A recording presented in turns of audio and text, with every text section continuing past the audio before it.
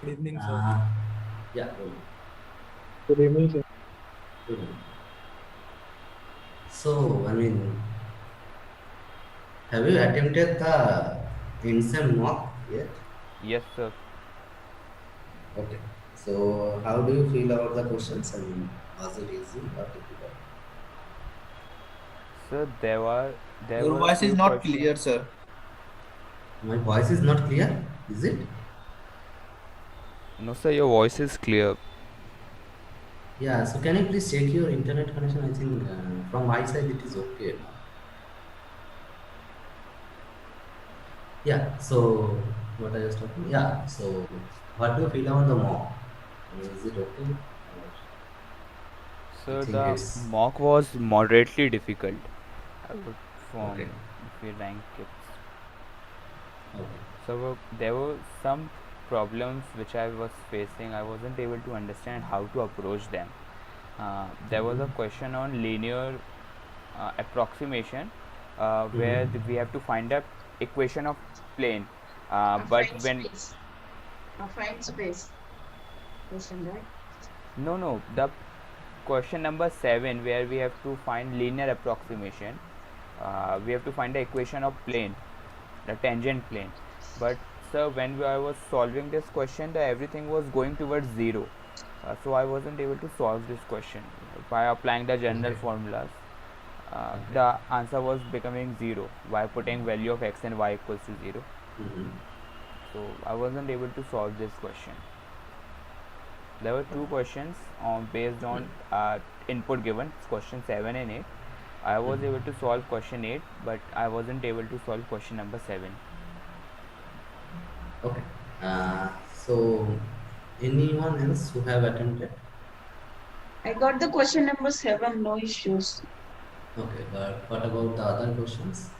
Question number 20, affine space related. I Mm-hmm. got the vector spaces, but I'm unable to find the intersection part of planes. Okay. Okay. Got it. So there are different questions given in different Question sets. 20 and question 21, those both are asking for intersection. So I don't know how to find the intersection of vector spaces. Okay. Okay. So let's Also, start today's. Yeah. so there was also a question, a comprehension type question on question last question 21 to 24, I guess. It covered Mm-hmm. four questions, and Mm-hmm. it included all the points where we have actually it included all the topics that we have covered. So Exactly. it So was That it was was the question question number which 20. include, yeah, it 20. include all the topics which we have read till now, right? yes, so this was this specific particular question. But that intersection, I never encountered while solving the problem. So I'm unable to find that intersection part, especially. So intersection means it is basically set intersection, right? So you Yeah, know I what think set sir it. has discussed this in week 3, if I'm not Yeah, wrong. yeah. Yeah, So we have discussed this. That is not yeah, like yeah, yeah, we yeah, have discussed Yes. intersection of subspaces, right?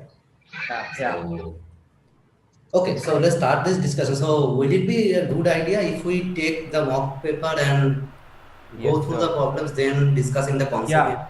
Yes, Yes, sir. sir. Yes, Yes, sir. Then we sir. Yes, can sir. cover Yes. most of it, right? Yes, Yes, sir. sir. Yes, sir. True. Okay, is it okay Sir, for everyone? Sir, Yeah. so are we Yes, sir. discussing all the questions or we are just discussing specific questions? So let's see. I mean, I will take some. I mean, I am opening the PDF, question PDF, which is with me. Yes, So sir, go from the let's, first. yeah. Start from the first one with the important What? ones. Sir, Start from anyways, the mock solution will be get uploaded, so it will be good Yeah, yeah. idea if we will focus on week 8 and the 9 or 7, whatever the topic. So basically, my point was if we discuss along with this problem, then all the Yeah, concept yeah, will yeah, definitely come there. yeah. Yes, Sure, sir. sure, sure, sir. sir, can you please explain that which week we should give more stress? So if you, I mean, listen to myself, then you should focus on every week. Because as you have seen in the mock exam also, there can be questions which can relate all the topics, right? There can be questions like that.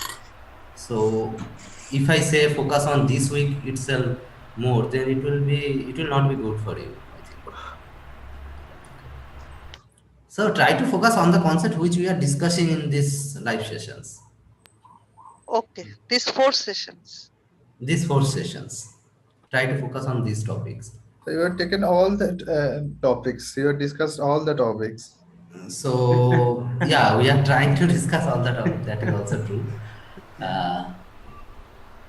So I mean, there will not be much of calculation in N-term. That I can again assure you, as you have seen all the previous terms. Sir, Also. I think differentiability will not be there, no? Differentiability, there is a chapter in differentiability. So, and I have taken a live session also on that. Yeah, you have taken. Yeah. So, if something comes, then it will come from that concept only, nothing from outside. Okay. Okay. Yeah. So, So which session was that for differentiability? That it was the last live session on week 11. Week 11, second session, I think. Second session, yeah. okay. Yeah. That is solved with us or activity, sir? No, it's not solved with us. It's I think topic specific session. I think it was open session. Yeah, open session kind of. And okay, another thing I wanted to ask. So I have posted an announcement in group about where I have posted a link of a session on affine subspaces and affine mapping. Have you Yes. got that announcement? Yes, sir. Yes, in the mail. In the mail, right? So try to see the session. I mean, you can skip some bit of it, but try to see the first 2 hours of the session. Okay, you don't have to sit through 2 hours to watch that, but try to focus on the problems which we are discussing, on the concept which we are discussing there. Okay, because many of you had doubt in affine subspaces, right? So it will be good if you can look through the session. So like I am having a lot of problems in week 10, sir. Week 10 means multivariable, is it? Yes. Okay, so we can discuss that, but it is better to finish the linear algebra part in today's session than discussing multivariable in the next session. Yes, sir. Okay. Right, Or you can see again, I mean, already we have discussed week 10 in the week 10 week, the live session. So you can see that and then again you can come back here. Okay. What are the types of doubt you But have? can I skip the limit and continuity? No. Don't do that. There will be, I mean, some questions from limit and continuity, definitely. Excuse me, sir. Yeah. Directional derivative problems are lengthy. That much it won't be coming. Mm-hmm. In the activity questions, but it is quite lengthy. Can you repeat what are you saying? There's directional derivatives. Uh-huh. Some questions are quite lengthy to get the answer. Those lengthy questions will not come in the exam. Okay. There will not be much of calculation. I am assuring you that. And sir, can we give some less focus on the weeks in that came in the week 8? No, don't do that. Sorry, week quiz 2. No, don't do that. Because as you have seen in the mock paper, this is the mock paper. Basically. So if you see this last not question, less focus, like the questions that are only in the mock paper, we solve that and give more focus on the later weeks, like from 9 to 12, 9 to 11. no, actually there is nothing like that. Every week we'll get some equal proportion in the exam. Okay. Actually, this is the difficult question. What's now on the page? Yeah, exactly. So this is the question which I have created. I think last year also I have given that type of question. So this question basically connects your multivariable chapter with affine subspace, then vector space, dimension, everything, right? Even to linear function. So this type of question can be there. That is my point. Okay. Yeah. So, sir, can we discuss question number 12? We will eventually. So if we take the first question, I mean, is it clear to everyone? First question, what we have to do? I mean, last time we have discussed what is matrix representation of a linear transformation, right? with respect to a basis. So is this portion clear to everyone, the first question? Yes, sir. I mean, I am asking as concept wise. So if you have any doubt in the concept of the question, then also we can discuss the concept. Okay. Sir, my answer A is wrong. Excuse My me, sir. second Yeah. part I got right, but Sir, first part is wrong. I have doubt Okay. in weekly mock of week 5 and 6. Yeah, we will come to that. I have also opened that mock. So I will discuss that also. Okay. Sir, my Yeah, I answer A is wrong. I got it wrong. While constructing the So matrix, mhm. I constructed a wrong matrix. So if you observe that this gamma is not the standard one, right? Yes, I sir. mean the ordering is different. Okay. So at the left Okay, side, sir. I mean for the range, for the codomain, we have taken the basis which is not the standard order basis. Their ordering is different. So Yes, sir. that will play a role definitely. So, sir, a quick question here. So, Yeah. TF111 should be 3, right? Or TF111 should be 1? No, 0. I mean there should be some tuple, right? No, yeah, no. I'm just saying. I'm just saying that. Do we have to do a tuple of beta or tuple of gamma? No, I mean if I put 111 here, I should get a tuple. Oh yeah. It's like I just gave the first number because I couldn't do all them. So let's say if I put T of 111, it should be 3, It is 3, 3, and 2, right? right, exactly. Right. Okay. Then 2, 3, 4 is 9, 8, 7. Then 1 minus 1 is 1 minus 1 0. So let me write it once. Okay. Okay. Just the matrix I am writing. Okay. So can one of you just tell me what is the transformation given? 3, 3, 2. No. 3 of x, y, z is equal to x plus y plus z, comma, x plus 2y plus, comma, y plus z. Right. And the basis where? Basis is 1, comma, 1, comma, 1, 2, comma, 3, comma, 4, and 1, comma, minus 1, comma, 1. Right. And what was gamma? Gamma is 0, comma, 1, comma, 0, 0, comma, 0, comma, 1, and 1, comma, 1, comma, 0, comma, 0. Yeah. So this is what we have to. So we have to write what is T beta gamma, right? Okay. So what is T11? So if we write T11, it is just substituting the values. So 3, 3, 3, 2.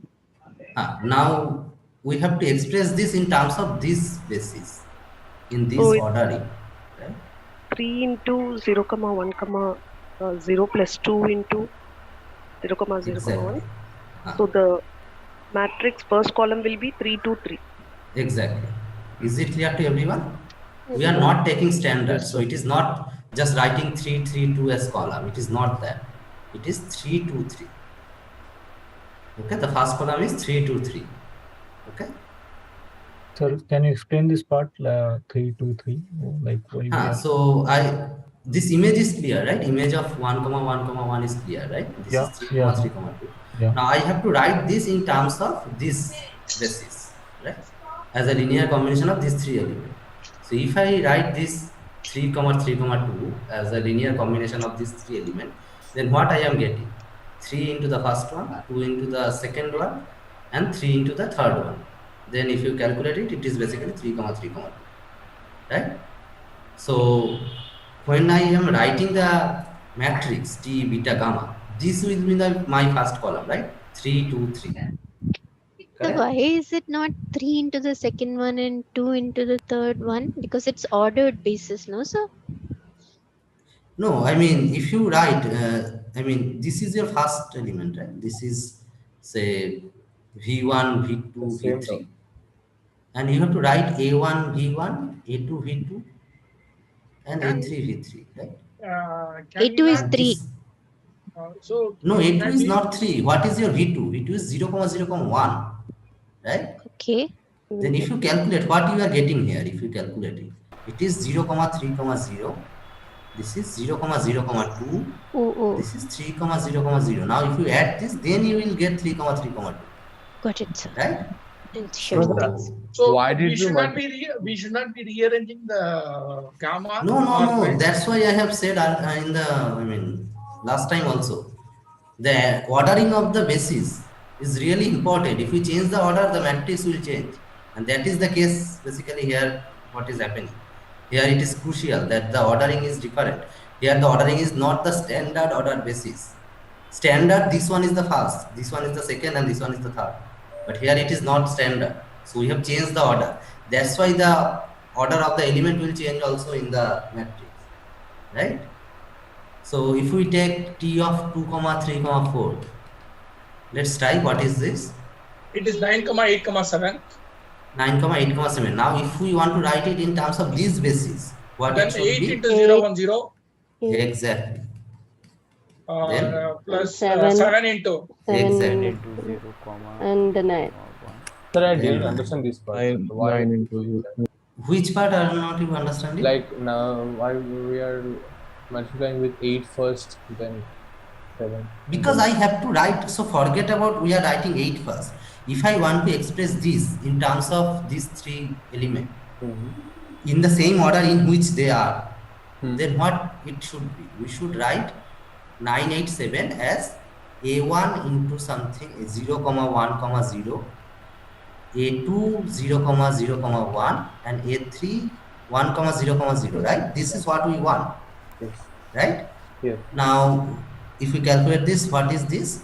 This is 0, A1, 0, 0, 0, A2, Okay, got it. A3, 0, 0. Now, if we write that, if we add these three, what you will get? A3, comma, A1, comma, A2.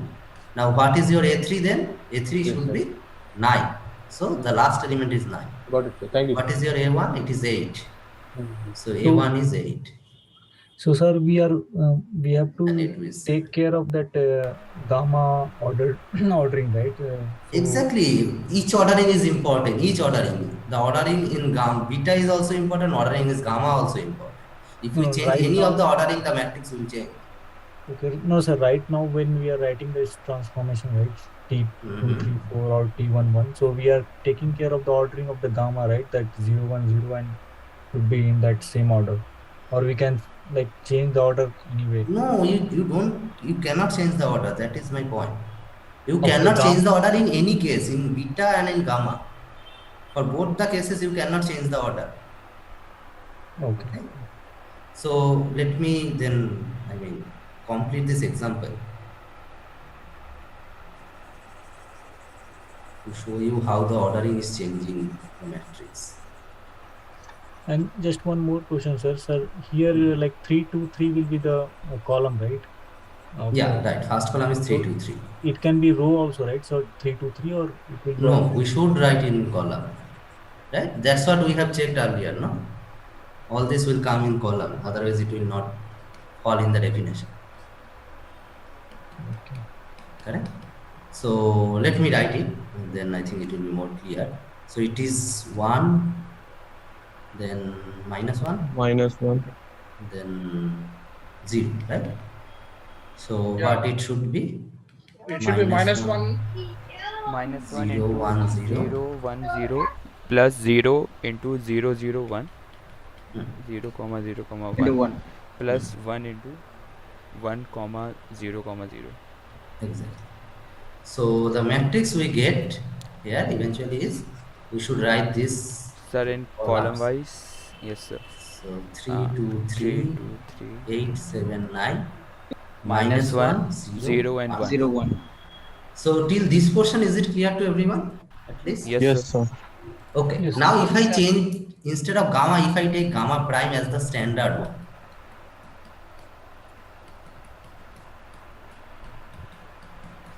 If I take this. This is standard ordered. This is standard order. Now if I want to write this, T beta gamma prime, what will happen? The images are same, right? Yes, sir. This 3, 3, 2, 2, 3, 4 is 987, and 1 minus 1, 1 is 1 minus 1, 0, 0. right? Now, if I express this in these terms, then what is this? 3 into 3 into 3 into 1 comma 0 comma 0 plus so it's the same thing, 3 right? into yeah, same same thing. will come as matrix. So basically, we are for standard, we are writing the images as the columns. Columns, Exactly yes. like that. 3, 3, First, we have to check whether 2, it's 9, 8, 7, 987. Will change, sir. and Matrix will change, right? Yes, sir. You can see that the matrix will change. So ordering is very important here. And sir, the trace remains the same. Yeah. Sir, the trace of the matrix, it remains the same. Because here we have only changed the order. That's why order of the gamma. That's why the trace is remaining the same. But even if we change the, I mean, instead of this element, I take 1 comma 1 comma 0. Trace I'm of changing the above? basis completely. Then the trace may change, right? Okay, Sir, sir. can you find the trace of above matrix? So what is the trace? Trace is basically sum of diagonal, right? 11. So trace is 11. Okay. Is it clear? Yes, sir. Yes, Okay. sir. So another point is, I was pointing out that not only the order of gamma, order of beta is also important, right?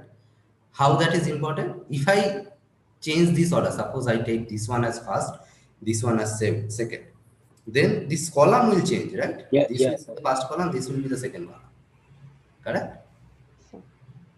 Clear, no? So order of both the bases are important.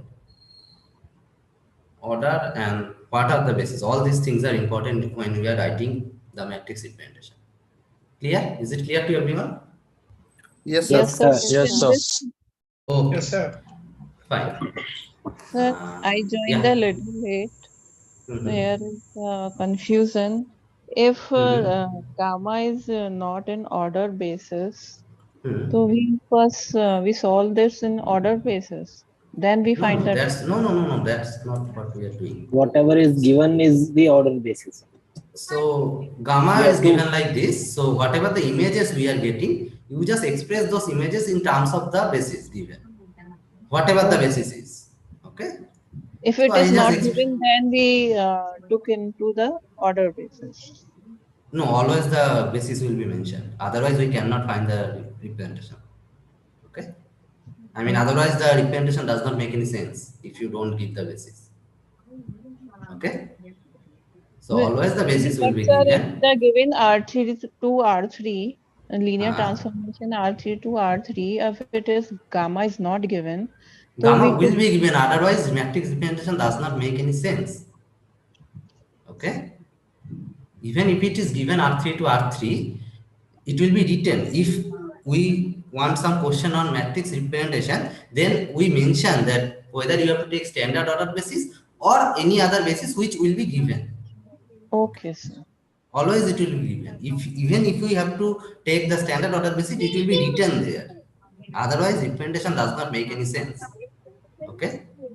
If here That gamma was is given in not a standard order basis as like 0, 1, 0, 0, 0, 1, 1, 0, 0, so then we find transformation like beta to gamma in same order. whatever the order is given, you just do the same thing. You take the images of these three elements, then you express in this order, whatever the order is given. This basis, in terms of this basis element, you have to express your images in terms of those basis elements, right? Okay, Then sir. write the coefficient matrix. Clear? Clear, sir.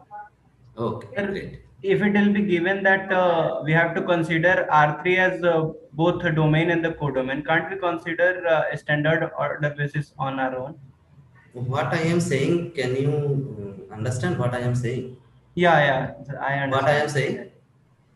That if standard or if the basis will not be given, then we can't take that So even if you matrix have to representation. consider standard order basis, it will be written that consider standard order basis. Yes, sir. Yes, sir. That's clear. I'm asking if it will be given that I have to consider range and sorry, domain and the codomain as whole R3. can't we take a standard order basis on our own? That's my question. Matrix representation does not only depend on the domain and codomain, it is depend on the basis you are taking. If it is R3, R3 can have infinitely many bases, right? Yeah. So we have to mention what basis we are taking, what basis we are dealing that with. Otherwise, the matrix representation does not make any sense. We cannot ask that question. Okay? Correct, sir. Yeah. Now reason is clear, sir. Thanks. Okay, great. So, any doubt in this portion? No, sir. No, sir. No. No, sir. Great.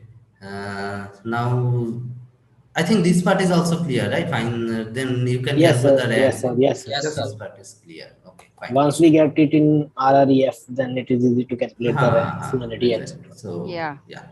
So I think first question is easy. Yes, sir. Send this limit part. Yes, sir. May I solve it for you, sir? Yeah. Sir, see, this is a piecewise definition which is given to us, and the problematic point is 0, 0. So we have to check whether the limit exists at 0, 0 or not. First of all, this is then only we can tell whether it is continuous or whatever. Exactly. So we have to take one curve to show that the limit does not exist, because showing limit exists is very difficult rather than showing that the limit does not exist. So let us take the curve y equal to mx. Okay. Put y equal to mx. X cancel out from both the numerator and denominator, and it depends upon the slope of the line, that is m. So that means limit does not exist. Okay. What about continuity? When the limit does not exist, then it is not continuous at 0, 0. Okay.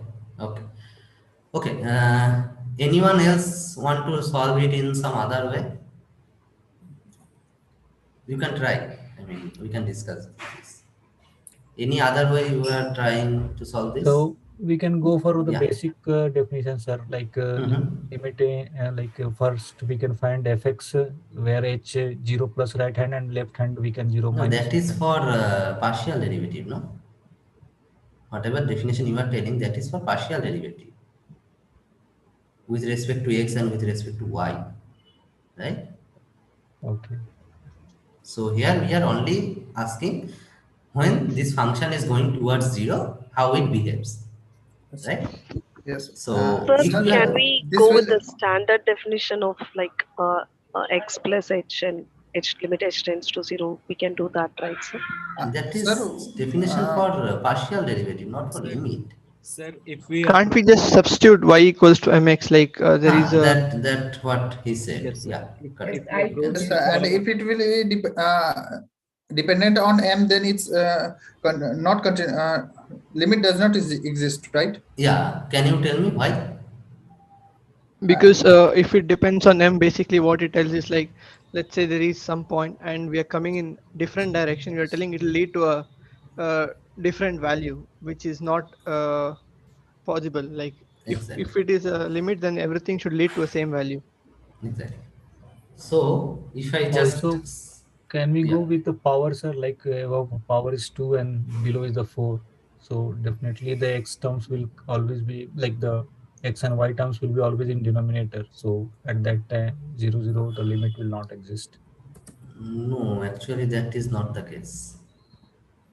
Because here power means if what? you take Power y of is equal x to is x, then it will cut off. Power of here when we consider the power, so you are partially right, but not only power of x. What is the power of the element which is at the numerator? It's 4, right? 2 plus 4, 2. Power of the element. So it is xy together. And in the denominator, both the power of x and y are 4. So this is called homogeneous rational function. So I don't want to go there. But if this type of function appears, so in general, what happens? If we substitute y equal to mx, so let me summarize it a little bit. Can we do for any y can we substitute any y as mx in this kind of equations? Let's say x cubed y power 6 or something. Exactly, like that. those kind of equation also can be substituted. So our approach is to eliminate y from the numerator, x from the numerator and denominator. So To show that basically, it depends suppose- upon the slope of the line, which keeps on varying. Therefore, the limit does not exist. This should so be the basically, case. So basically, suppose we are taking some point a comma b and we are calculating the limit of the function at that point, right?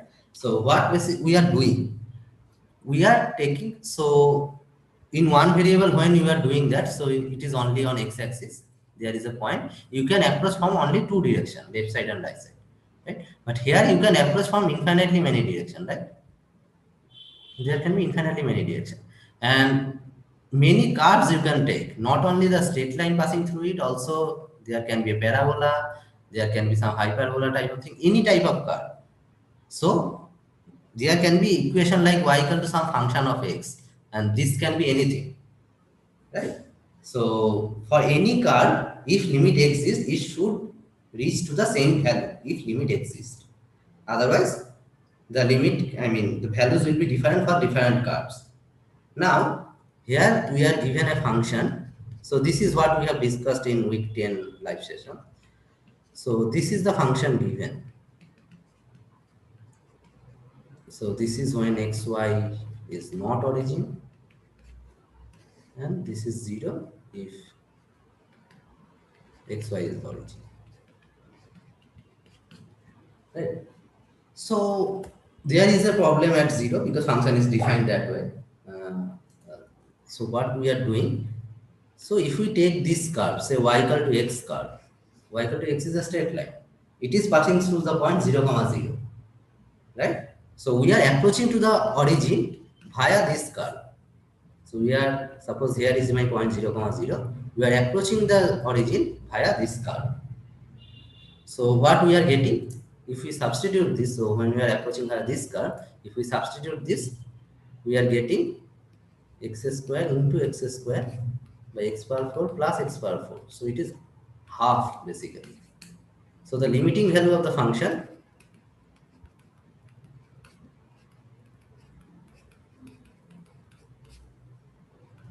if we approach, so if we approach via this curve y equal to x, then we are getting this half.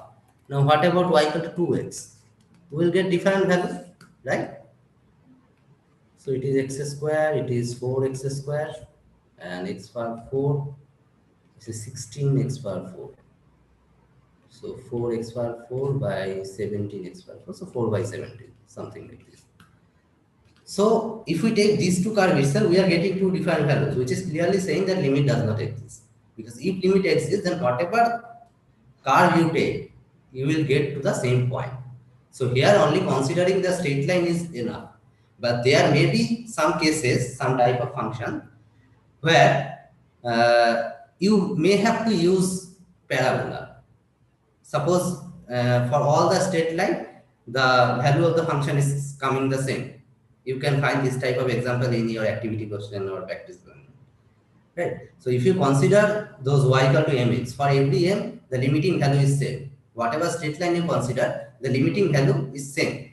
Then also you cannot guarantee that limit exists. Because there can be some other curve which is not a straight line. If you approach via those curve, what is happening? You have to check that. Now there is a possibility that basically comes from practice, what curve you have to use. That depends on the degrees in the denominator and the numerator of the function, this type of function. So there is a possibility that you have to use y equal to x square or x equal to y square or x equal to y cube, y equal to x cube. Not more than that will come in the exam, that I can assure. So मतलब this type of curve. Hello Yeah. Sir कितने सारे graph मतलब याद करें सबसे पहले y is equal to x एक हो कितने गया सारे नहीं हो, तुमको देख के समझना है कि तुम्हें कौन सा यूज करना है, क्योंकि तुम्हें ऑर्डर तो पता है ना, डिग्री ऊपर नीचे क्या है, तुम्हें बेसिकली ऊपर नीचे का डिग्री कैंसिल अप करना है. तो डिग्री किस हिसाब से देखते हैं sir? So what is the degree above here? Try at least 3 curves. Y equal to mx, y equal to m root x, and y equal to mx square. कुछ ना कुछ लग जाएगा. Sir, can you please explain this once? If sir वो possible. Degree वाला एक बार बता देते हैं, अगर ऊपर डिग्री ज्यादा है या नीचे डिग्री ज्यादा है तो क्या यूज कर सकते हैं? नीचे डिग्री ज्यादा है तो नीचे वाला कर्व जल्दी अप्रोच कर जाएगा 0 को, तो that means limit does not exist. So 1 minute. So I think there is a problem like this in week 9. 9.4 AQ. 9.4 is it? AQ 9.4. It's a Shubham posted in the discourse also, detailed explanation. I only Yeah, asked exactly. it. So, yeah. So this type of question, which one is it? Do you remember?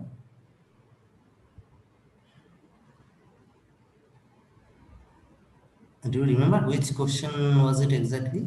Question 3. If you see question 3, it looks I think similar. question number 3 will also follow this. Yeah. It is same. Yes, sir, this one. This one, sir. Okay. This one, no? Yeah. So 4x square y square by x square plus y square. Correct. इसका limit 0 आएगा sir.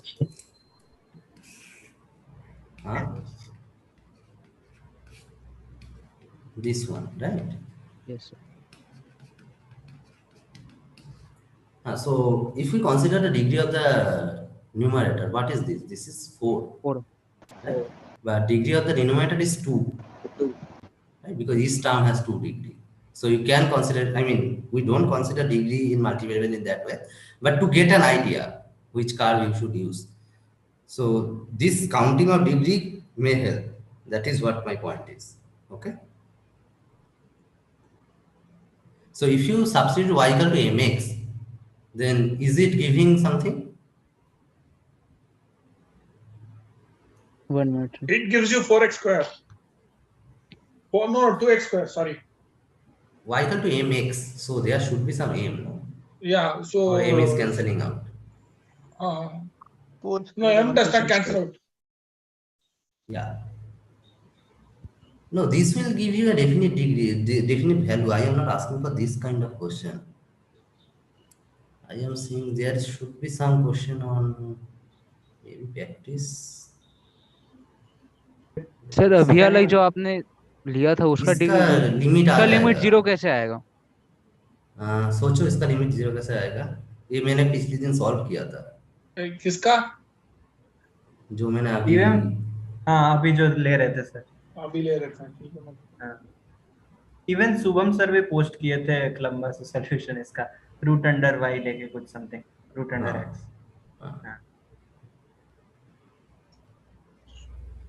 तो वो थोड़ा discourse में देख लेना उसका क्या है. Yes sir, yes sir. कुछ एक प्रॉब्लम ढूंढता हूँ ताकि उससे. सर आप कैसा बोल रहे हैं, अगर आप बताएंगे तो शायद कुछ हिंट. हाँ मैं यहाँ पे एक क्वेश्चन है उसी को लेके अगर सॉल्व करूँगा तो अच्छा होगा. या sure.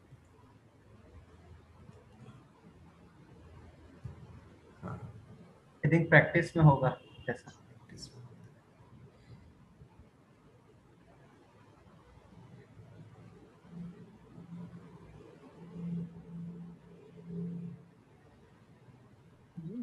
The third wala question, the third question, right? It will be x square into 4m divided by 2 plus m. The third question, whatever we are solving right now, if you put y is equal to mx, it will be x square into 4m divided by 2 plus m. Because the niche wala x square will get cancelled with the x power 4. So are you getting anything from this test? Which one? In the same question. So if we substitute y equal to mx here. Yeah. Suppose I am substituting y equal to mx here. Then you are saying that the value which we are getting. It will be 4m x power 4. M square x square by x square plus m square x square. Correct? So 1 x square will cancel. So x square will remain. It is 4m square by 1 plus m square. M square, yeah. Now, if we approach to 0, 0, then this will go to 0, right? Yeah, this will become 0. But only this thing does not confirm that limit is 0, right? Because there are many other curves also. So if I have to prove that this limit is going to 0, then what we have to do? We have to use some sandwich theorem or some other principle, right? Yeah, so correct. Is one of the important principle which we can use to prove something is going to some limit, maybe. Right? Or even continuous. I mean, continuous is coming later. If we try to prove the limit directly, so you should use your sandwich principle. Sandwich principle, correct. Right? Yes, sir. So that is what we have to use here. Yeah. That was my point. Okay. So suppose that I am not finding any question, so let me phrase one. Yes. Yes, sir. So, so suppose this is an easy one, right? This is 0. If xy not equal to origin, or if suppose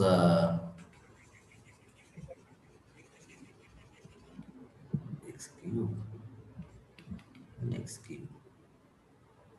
Okay, so let's see this work or not.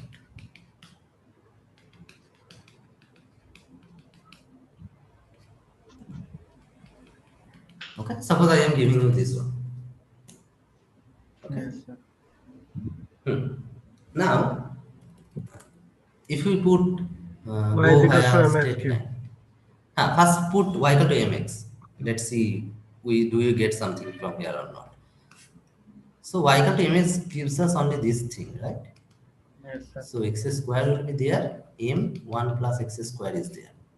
Right? Yes. Now if we if we approach to 0, 0, where this will approach this function?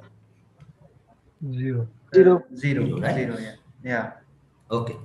But from here, my point is from here we cannot conclude that it is. We can't conclude, yes, sir. Yeah. Yes, sir. So if we take, so you see there is a difference of degree here, right? Above there is 3, but below there is 1 degree of x, which is 3, but degree of y is 1.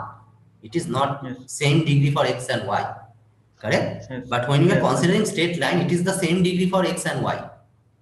Yeah. Right? So let's try some other curve which can give something. What should y be is the equal to x.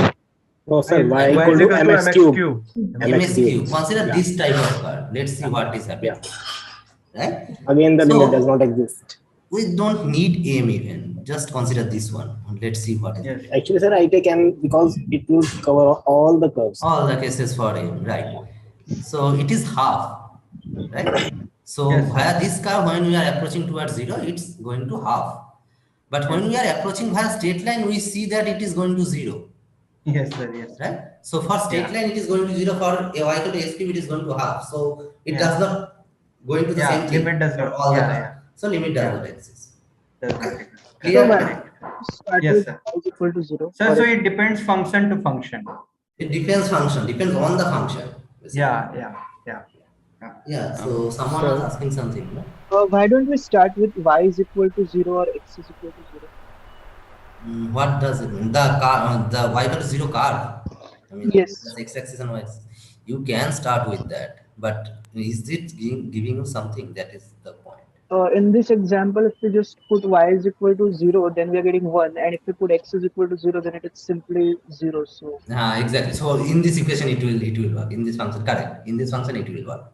Yeah, so that's what. So I was trying to creating a question where this type of function can be used. That's why it is. Okay. Yeah, you can. Good. You can identify that function also. Sir, go via y. Sir, but again, it will depend function to function whether we can. Yeah, it will depend. It will not always work. That is my point. Yeah. Sir, in this case, limit exists or not? You tell me. Here, in this case, limit exists or not? Does not exist. I will let him answer. Who was asking this? Can I know your name?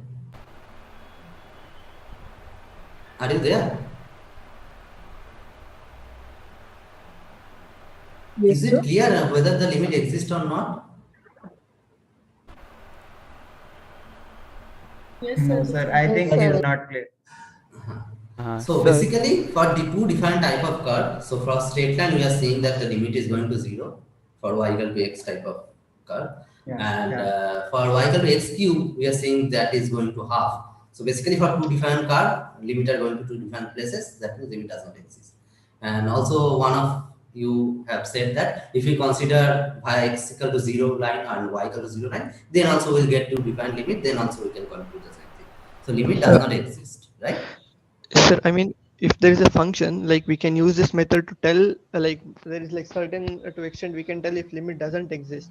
Like say there is a situation like we can't, there is no way we can tell if something is limit exists, right, sir, by this method, because we need to keep on searching for limit exists, we cannot tell via this method. This method can be used only to tell limit does not exist. So can you please touch on one of the method where we can tell that limit exists? Because trying to recall, like nothing is So in the coming last to me. session we have done this example, na xy mod root over x square plus y square, right? So we use sandwich principle for that. Yeah. Okay, sir. Correct? So where it is lying between two functions, where both the functions are going to 0, the given function, right? Okay, So I if couldn't you get remember, that. I mean, if you go back, you can check this function.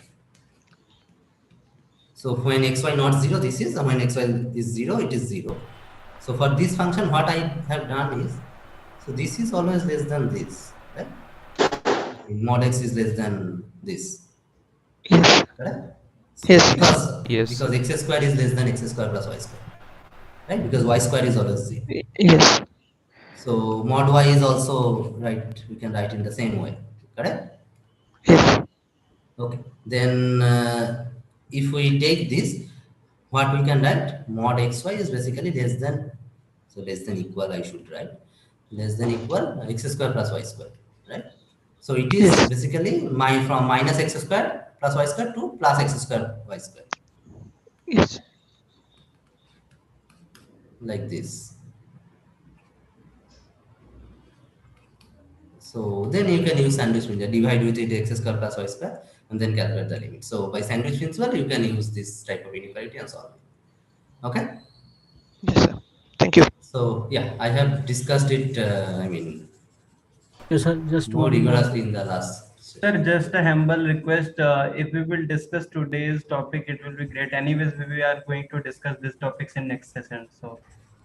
So I mean, we can discuss everything. yes, sir. But firstly, we will discuss that topic, no, that scheduled for that day.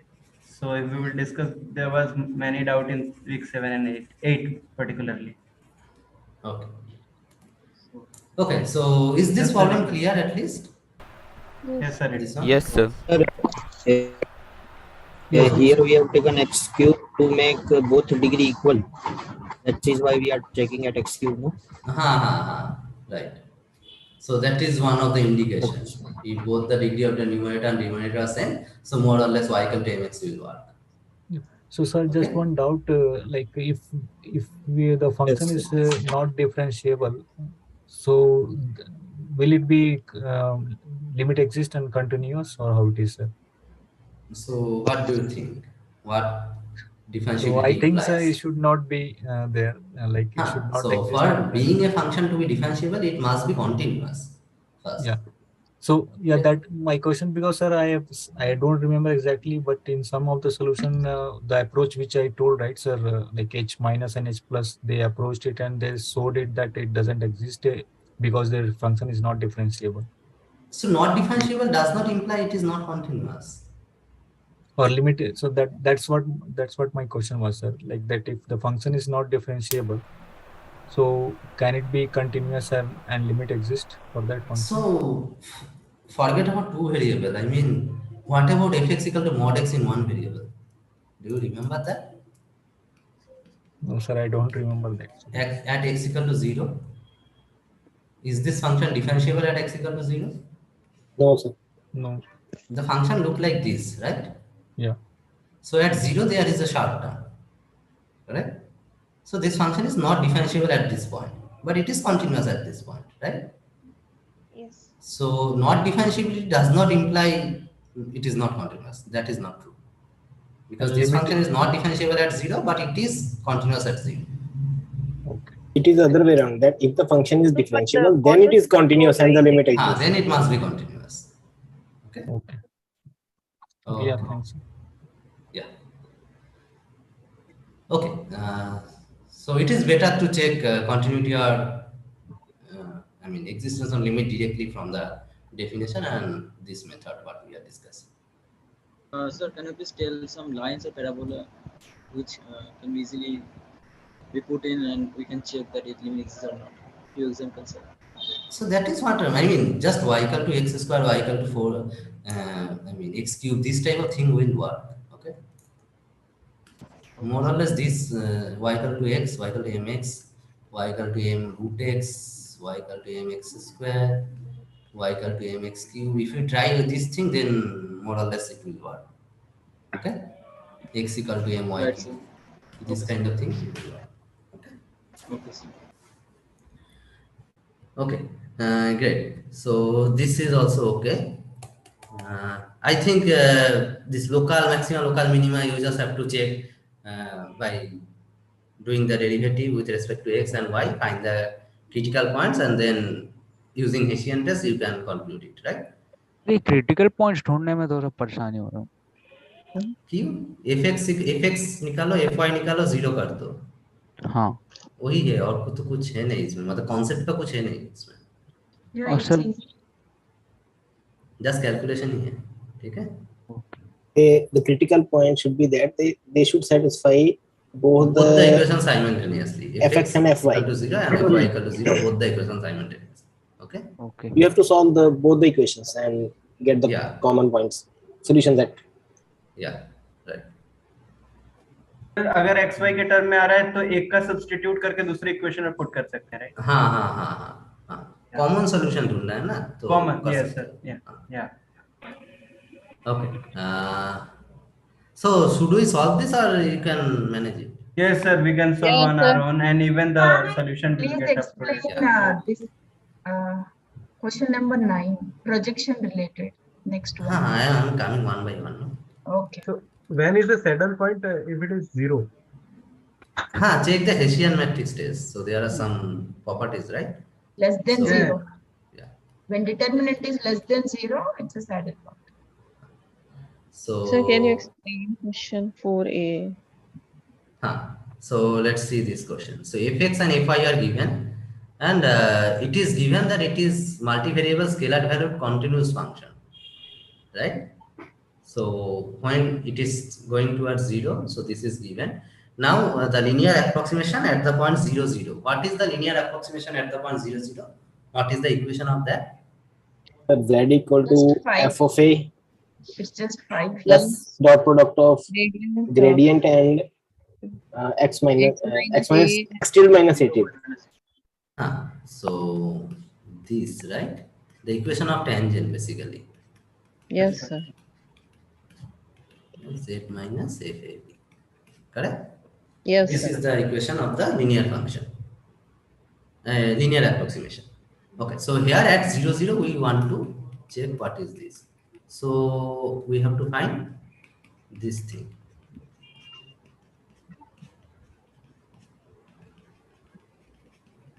Okay, right? So Yes, what are the things we have given? Fx at 0, 0, is it given? yes sir. Yes, it's Yes, 5. sir. Yes. Sir, No, 2x. fx at 0, 0. Yes sir, it is given 0, approaches to 0, 0. 0 to 0. It will be 0. It will be 0, right? Because cos 0 is 1 and this is 2 into 0, so it is 0. And fy 0, 0? Again it is Zero. Again it is 0. So both of them are 0, right? So these two terms are 0. Yes sir. So 0 into x plus 0 into y, z minus f of 0, 0. Do we know f of 0, 0? Yes sir, it is Yes, given sir, 5. 5. It's 5. Why it is 5? Yes, sir. As it's given. Sir, the limit Where Because it it is is given? approaching 0, 0. Yeah, it is given. When it is approaching 0, 0, it is 5. But at 0, 0, why it is 5? Exactly, it is continuous. Because function. it is It is continuous continuous. function. Yes sir. Exactly. So this is where we are using continuity of the function. Otherwise, it may not be 5, right? So for a continuous function, where the limit goes, the function value should be same. That's why this is basically f of 0, 0. Okay. So this is so 0 into x plus 0 into y, z minus 5. This is the equation we are getting. So 0x plus 0y minus 1 into z plus 5 equal to 0. Now we know what is ABC now. Right? Yes sir. So just put that and you are getting that thing, right? So LXY is basically your Z here.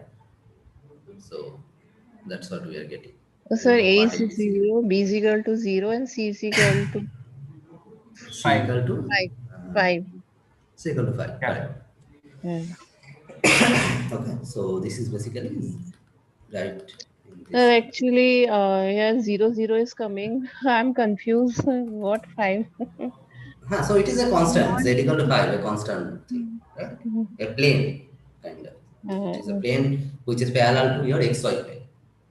Plane parallel to xy plane and at a distance of 5. Right. So that is your linear Okay, approximation. the bonus question. Okay. Yeah.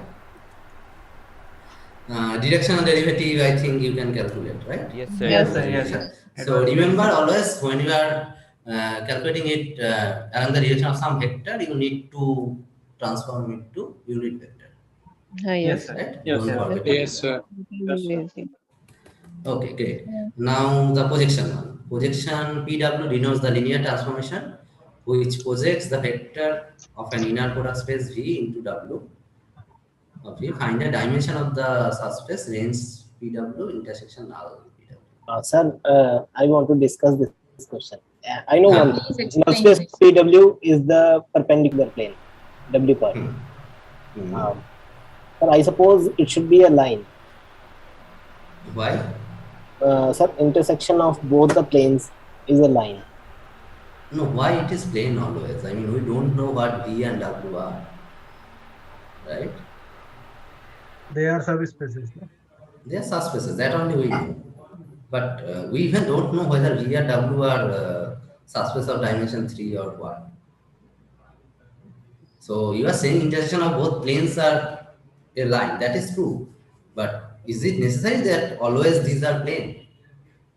If the dimension is higher, then it may not be a plane. It may be some hyperplane, right? If the dimension is lower, then it can be two straight line, right?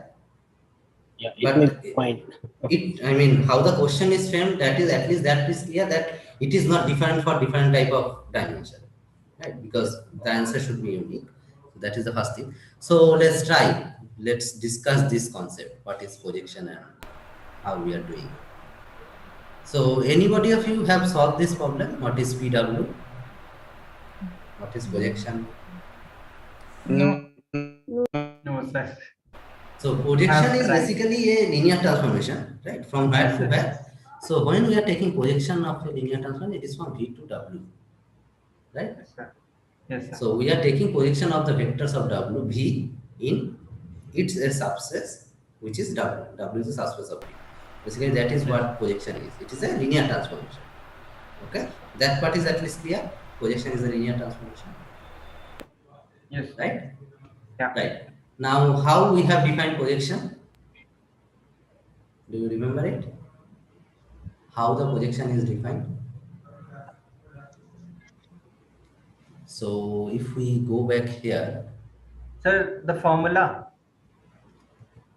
Yeah, if you It is remember the formula, you can tell me. function. But I It is want the to know the concept. dot product of the vector onto the Sir, subspace. it was something Direction like of the V unit comma. vector.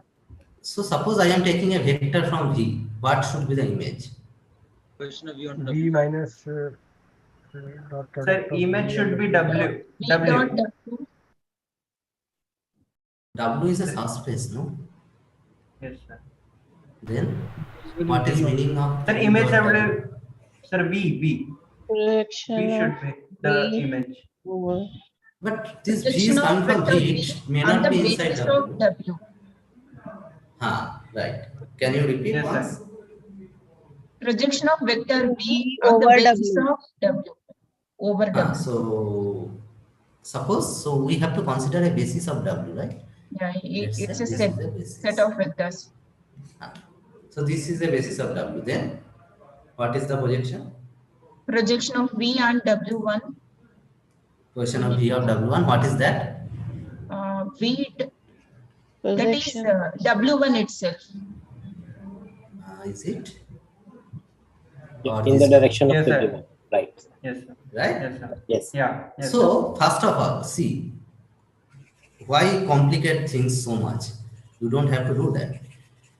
So projection, always consider projection. Suppose this is your V. This is your vector space. Okay.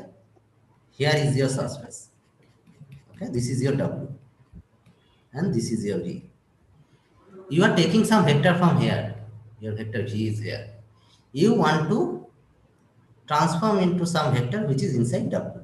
Right? That is your goal. Right? That is the pictorial representation of the projection.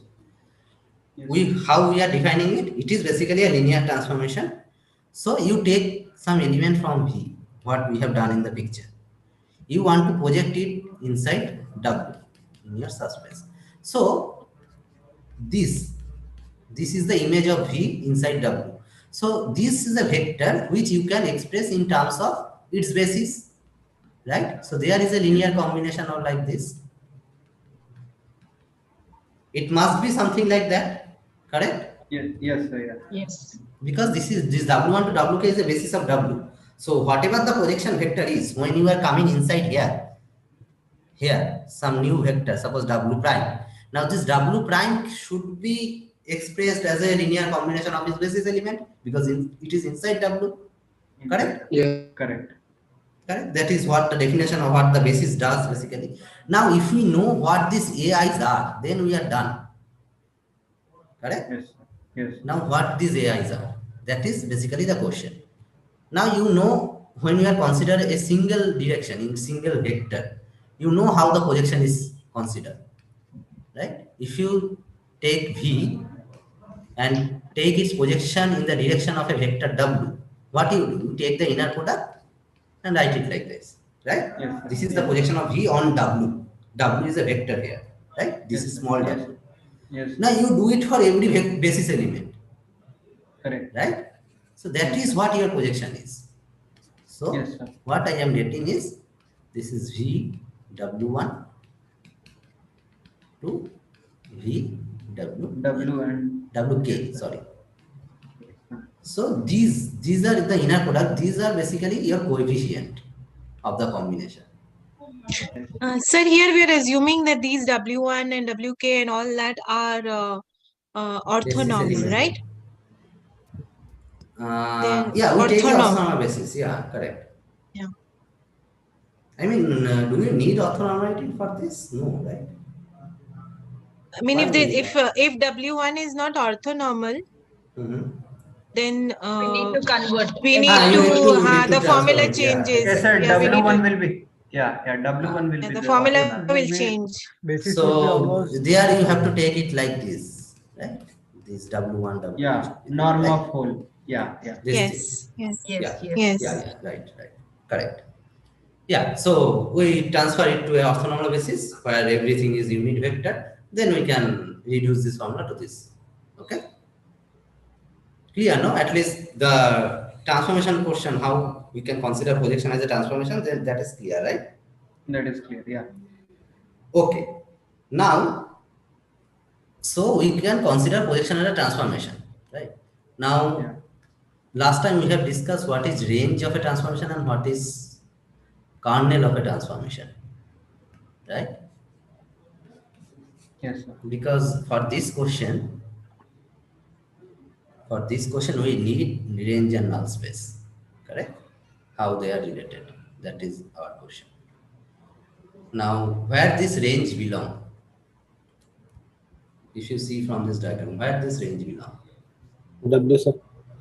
W. It is some subspace of W, right? At least that part is clear because everything is coming inside W. Yes, sir. This is your V. Whatever element, it is coming inside W. Yes. Now, this is my transformation. First question, think, is PW onto?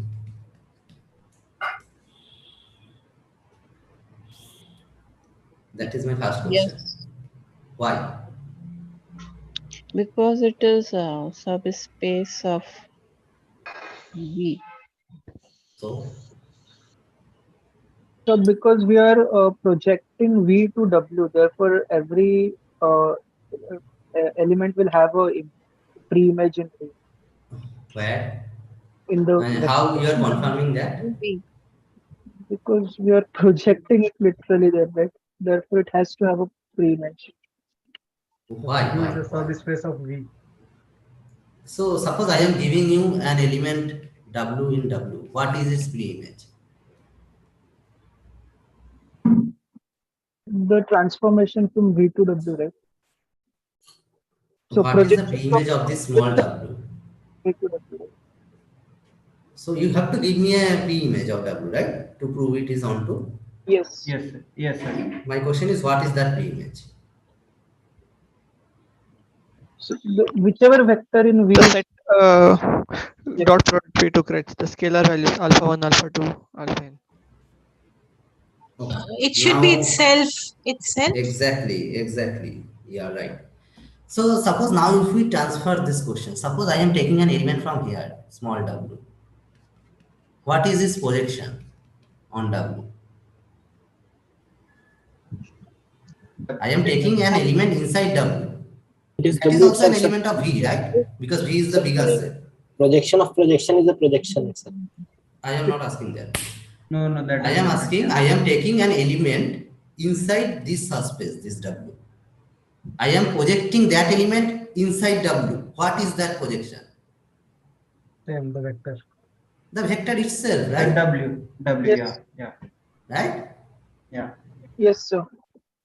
Consider like this. Now, if you want to see it geometrically, suppose you want to project everything on XY plane, okay, in R3. Okay, suppose I am giving you an element ABC. If you project it in on XY plane, what will be your image? A comma B comma 0, right? Yes. Now, if I give you an element here itself, 1 comma 2 comma 0, what is the projection of that element on XY plane?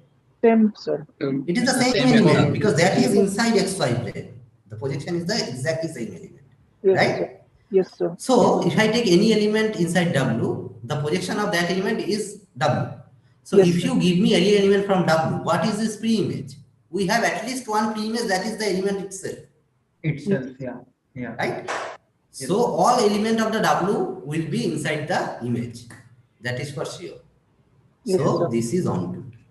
Is this portion clear? Yes, sir. Are you seeing this first time? This explanation? I don't recall having done projections being onto.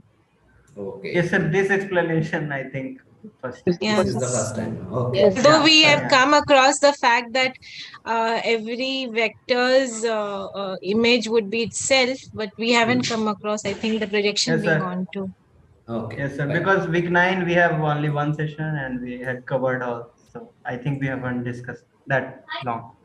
Okay, fine. Okay, but at least now is it clear what I am saying? Yes, sir. Yeah, it's very so clear. PW is onto, that part is clear, right? Yes, sir. Okay, great. Now, Naveen has already said in between that is projection of projection. What you have said? It is the projection itself. Will be projection itself. It is PW. The projection itself. Why? So you have already the explained vector is that. already projected. Yeah. So It's when already. I am using this fast projection, PW, this one. What I am doing? I am taking everything which is inside P, taking everything is coming inside this W. Now this is on, this is my image space, right? Again, I am using projection on this element, right? Yes. Now where it will go? It will be inside exactly the same element, Yeah. right? So that is basically PW, correct? So P square equal to P. This is what projection is, correct? This is one important property of projection, which you have seen earlier. That is the reason why we get this. Okay? So, what we have came across, projection linear transformation is onto. That is the first thing. Second thing is, this P square. I mean, if we apply projection again, so how it is working? Let me write it. So, this is V to W. This is your projection. Again, if you are doing projection, this is again coming inside W and it is exactly PW. Okay? This is the picture we are getting. Correct? So this is saying PW square is PW. This is the second point. First point was PW is on. And suppose I am writing is the third point. Second point is PW of W is W. Okay? Basically, I should write it like this.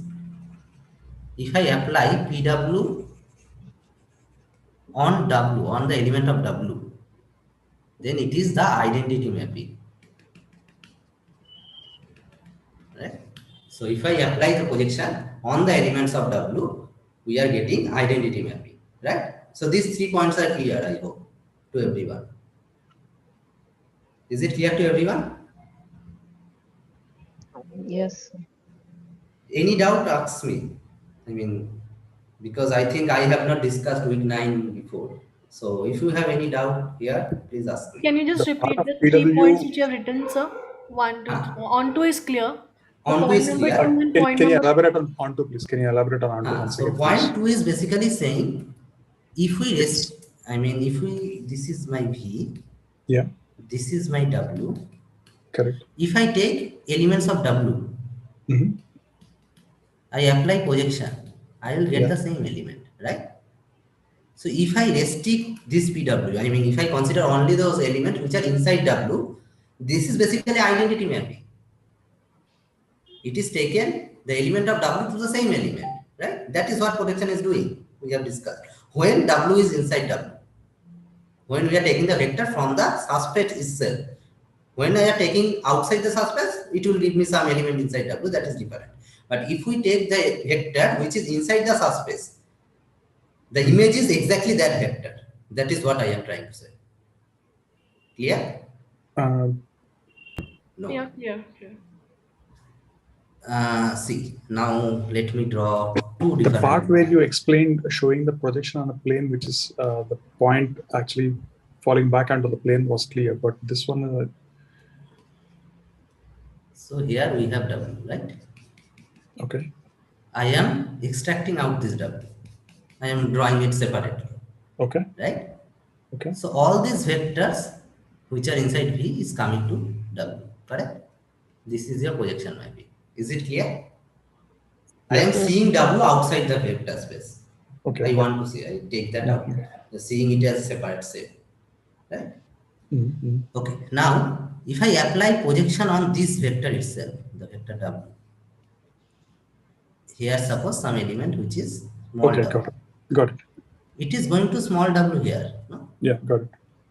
So for all this, suppose there is w prime, it will go to w prime. So for if I restrict my projection on this vectors of w, it is basically an identity mapping, working as an identity mapping. Correct? Yeah. It is clear to everyone? Yeah. Any doubt? No, sir. No, sir. And third point is also clear, right? From the first portion, we are taking everything inside W, and again, if we apply projection here, we are getting the same thing. Correct? Yes, sir. Understood. Okay, great. So Sir, this is portion that is. the order to be followed? Huh? Is that the order to be followed? That Which to one? first check on to and. I mean, this is one way of checking. I mean, in your, if you are coming from mathematics honors background, then you can see this all three things are equivalent, and in any order you can check it. So this is one of the usual order which I feel easier. Yes. Okay, sir. Thank you. That's the thing. Yeah. So sir, identity means what, sir? Identity means it is taking if so. Forget about identity. Suppose I am giving you a vector from the subspace W. Okay. If you apply projection, it will give you the W vector itself. Right? Okay. That is what I am saying. Okay. Okay, great. So this part is okay. Now let's come to the next portion. What about the null space of projection? I think it will be W per.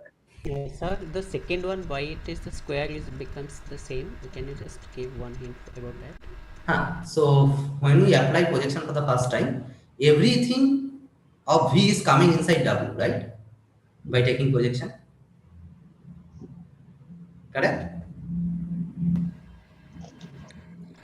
Yes. Right? Now again I am applying the projection. Now we are applying it on elements of W just. See this diagram, this one. Okay, because of This that. is the first projection, this is the second projection. Now if I apply it in element of W, we are getting the same element. Right? So if I apply 2 times, we are basically getting the first what we got in the first time. The So same then thing. if I project again one more time, then if like let us say It will continue the same thing. still Right? it will be the Because same. now it will be in this process, no? So if I apply it again, PW square, right? This. Square. So this is what? This is PW, comma, this is now PW. So again we got PW square. Again it is PW. Sir, can we say it at PW square? Which one? Sir, that PW of PW, can we say it This PW? notation is used. This notation Okay. is used. I mean, this is standard notation which I am using. Okay. Yeah. Because I'm feeling that we are putting the value, that's why. Sir, No, this is out of the way discussion. Sir, but this is kind of FOF kind of thing, F of F. One by one. Sir, can we imagine this as we standing in the sun and we are looking at our shadow? Right. That is the projection of us. And the shadow of shadow is what is it is the identity. Exactly. Right. Exactly. Good example. Exactly. That is what we are doing here. Okay. Yeah. Yeah, you are saying something, Ayush. Yes, sir. I was saying that it is like F of F kind of thing, right? Yeah. It is exactly not kind of thing. It is exactly. Yeah. It is exactly. Yeah. Yes, sir. So this one is okay. Now, what about the null space of PW? So null space means by definition. Yes, sir. I was saying that it is like W perk.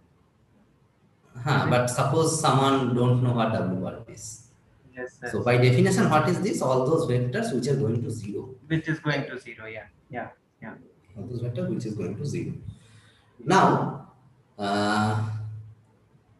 in the question, it was written that we have to calculate range of PW intersection null space of PW, right? Yeah.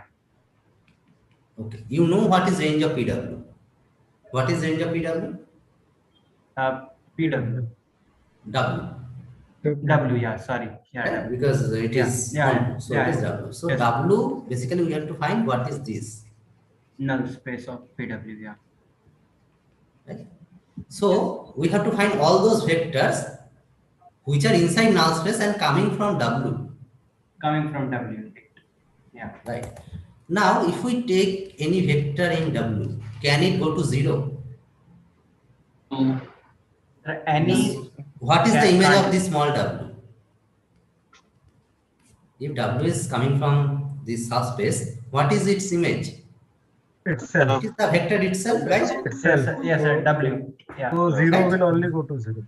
Exactly. So only one element is going to 0, that is 0. And this 0 indeed inside W, because W is the subspace. You remember the subspace condition? The 0 should be inside the subspace always. Yes, so this is your V. Sorry. Yes. This is your V. This is your W. There is 0 here, right? Only this 0 is going to 0 from inside W. I am not saying some other element from here can go to 0 also. But if we consider only the vectors which is inside W, then only 0 is going to 0, right? Yes, sir. Sir, can we say by that theory also that because this is like a transformation, so in transformation T of 0 will be 0? No, that is always true. But I am saying no other element inside this subspace W is going to 0. Okay. That It is portion like clear? one. Yes, sir. It is 1 to 1. Yes, sir. Because So from it is W like to W, it is 1 to 1. Yeah. The projection is not 1 to 1. Remember, Correct. this is not 1 to 1. It is not 1 to 1. Yeah. I mean, it is not necessarily 1 to 1. It could be or it could be not. Yeah. Because there can be element from V which can go to 0. That is possible. Yeah. I mean, which is not inside W.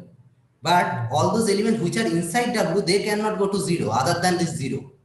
Yeah. Because if we take any element which is inside W, the image of that element is W itself. So only that element which can go to 0 from W, that is the 0 vector. 0 itself, yeah. Right? Yeah. So what is this W intersection null space? Sir, 0. 0. Only this 0 subspace. Right? And dimension of So- 0 is 0. Yeah. Zero So vector is range of 0. PW intersection null space of PW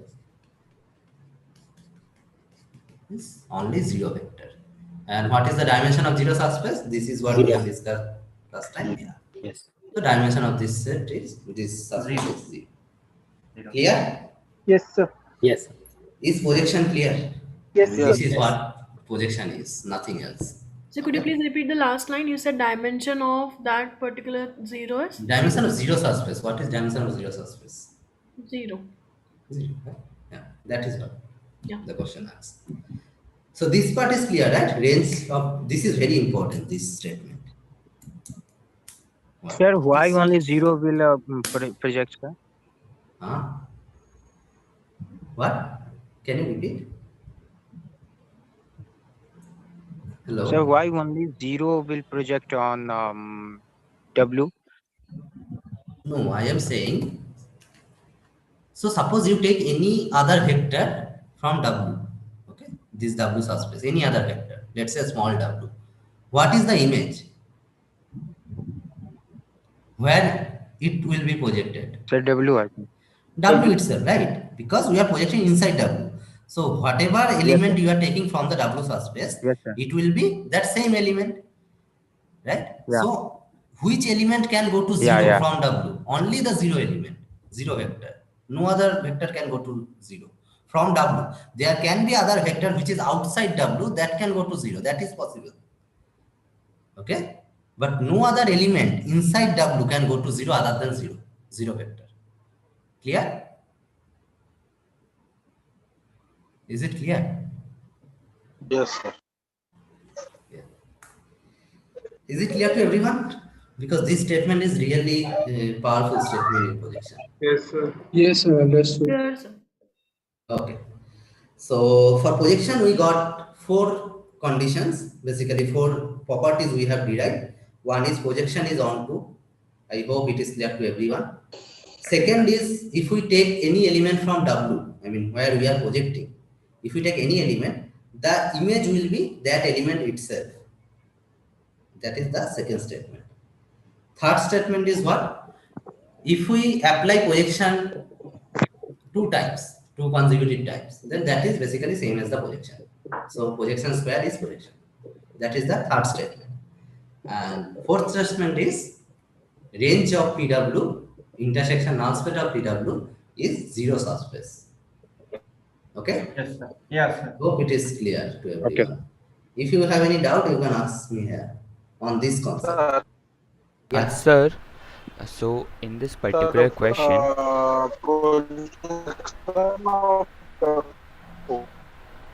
Yeah.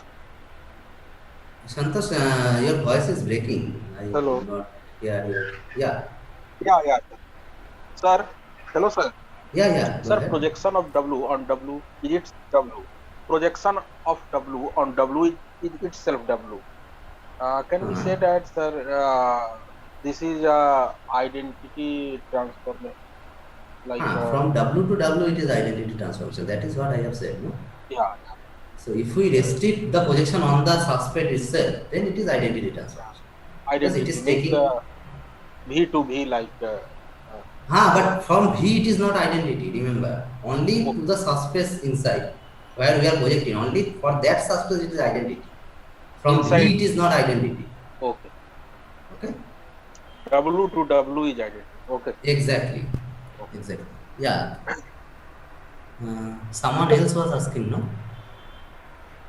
so I was saying, since we are mapping W to W, we are projecting W to W, each element will be mapped to each other. So no matter what, each element will have the same itself as an image and a pre-image of itself. So that's why we are getting how many times we are projecting W on W. We are getting same thing, which is PW. Exactly. But this element, other element can be. Yes, other element, but we are restricting ourselves. It's clearly mentioned that we are restricting ourselves to W. Yeah. And that's No, why. where? Yes, sir. Where we are restricting? So if we are restricting ourselves only to W. Then it is identity, right? Because that is basically projection from the same subspace to that subspace, right? That is identity. Okay, so this is the diagram I want you to remember or visualize. Okay, so I have my bigger vector space V. Okay, I am taking projection to W. Now this mapping is on to. That's how I have drawn it, because this is the image, this is the whole W. Now this W is also inside V. This is subspace of V, right? So what I am saying all those elements which are inside W, if I apply projection, it will give me the same elements here. Okay, so only on this part, which is coming from W to W, on this part, this is the identity mapping, what you are saying, basically, right? But this other element can come from outside. They are coming from outside. So suppose there is zero vector. So let me erase this little bit. So there is zero vector. This zero vector is going to zero vector here from W. But there can be some other vector here which can come to this zero vector. Okay? And you know where those elements are? Those elements are basically in W part. Right? Orthogonal to W. That you already know. Clear? Yes, is this sir. clear to everyone? Yes, sir, clear. Any doubt till this point? Any doubt in this particular case? No? No, sir. So here we are No. making the case that even the vector space V can project to the vector space W and on the same element which already the subspace W is projecting. Yeah. I mean, that means PW is not one-to-one. Yes, sir. Yeah. Yes, sir. Okay. Yeah. Uh, So could you also do the linear approximation question? which one? The linear approximation one. Just now we have discussed, no, this one. Yes, but I'm not able to solve it actually. Were you present when I was discussing? So that yes, I was present. Okay. So where are you stuck? So actually, I've not got the concept itself. So this is the linear approximation, right? Yes, sir. At the point a comma b, right? So basically fx, partial derivative with respect to s into x minus a, fy at ab into y minus b equal to z minus ab, right? So that is just a function, right? The FAB is on the fab right. is the functional value at a comma b, right? So if I consider the point 0 comma 0, this is f of 0 comma 0. Okay. A comma b is a point. Okay, got it. Got it, no? Yes. Okay, fine. Okay, so I think this part is also okay. Any doubt till this point, or we can go ahead? No, sir, it's clear. Clear. Okay, great. So this is also okay. Question number 6, I think easy for everyone, right? Yes, sir. What is the minimum value of this function? 0. 0, because it's square of squares. A square So function, it's- yes, sir. Yeah. so it's Can't be always- negative, sir. It will be. So every time x power 4 and y power 4 both are greater than 0, so minimum value is 0. We don't have to do anything basically. Yes, sir, अगर can we इसकी do जगह it maximum by- value आ गई तो sir फिर कुछ नहीं कर maximum सकते, वैल्यू कितना भी 0 ही होगा। होगा ना Infinity. मैक्सिमम वैल्यू इंफिनिटी है, मतलब Zero maximum कैसे value होगा? नहीं कुछ। ओके ठीक है। हाँ सर मैं कह रहा था कि किसी yes sir I was saying that can we do it by any other way like using multivariates or some other. So if you want to do it, you can find the critical point and you can solve it. Yeah. So critical point is only 0 comma 0. So the data is comes to 0, so it will be inconclusive. That's why the point is, if you go by critical point, then you cannot, doing the addition will not give you anything here probably. But here, That is the point. I mean, by using Hessian matrix, you cannot conclude. It will be inconclusive. But from the graph itself or from the function itself, you know that 0, must be the minimum. It cannot be anything else, right? Because it is at the bottom of the function, correct? So that's why the question was given. I mean, we don't have to do anything here, per se. The question number 6, can you please explain, please, for a minute? So it is basically sum of two squares, right? X square and x square whole square and y square square. Right. Now, what is the minimum value can both the function have? 0, right? So if I ask you what is the minimum value of x square plus y square, what is the minimum value? 0. It is 0, right? Because square cannot take any negative values.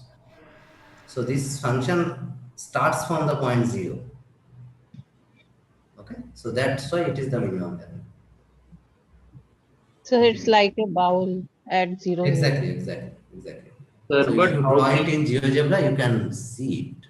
Sir, but how can the maximum value be 0, like someone said? No, it is minimum value. No, okay, like someone was saying, even the maximum would be 0. That's not possible. No. He's saying what if maximum value is asked? Okay, sir. Okay. Okay. So Maximum value can go to infinity, right? I mean, this function does not have any maximum value. Okay. So what I was showing, this function, no?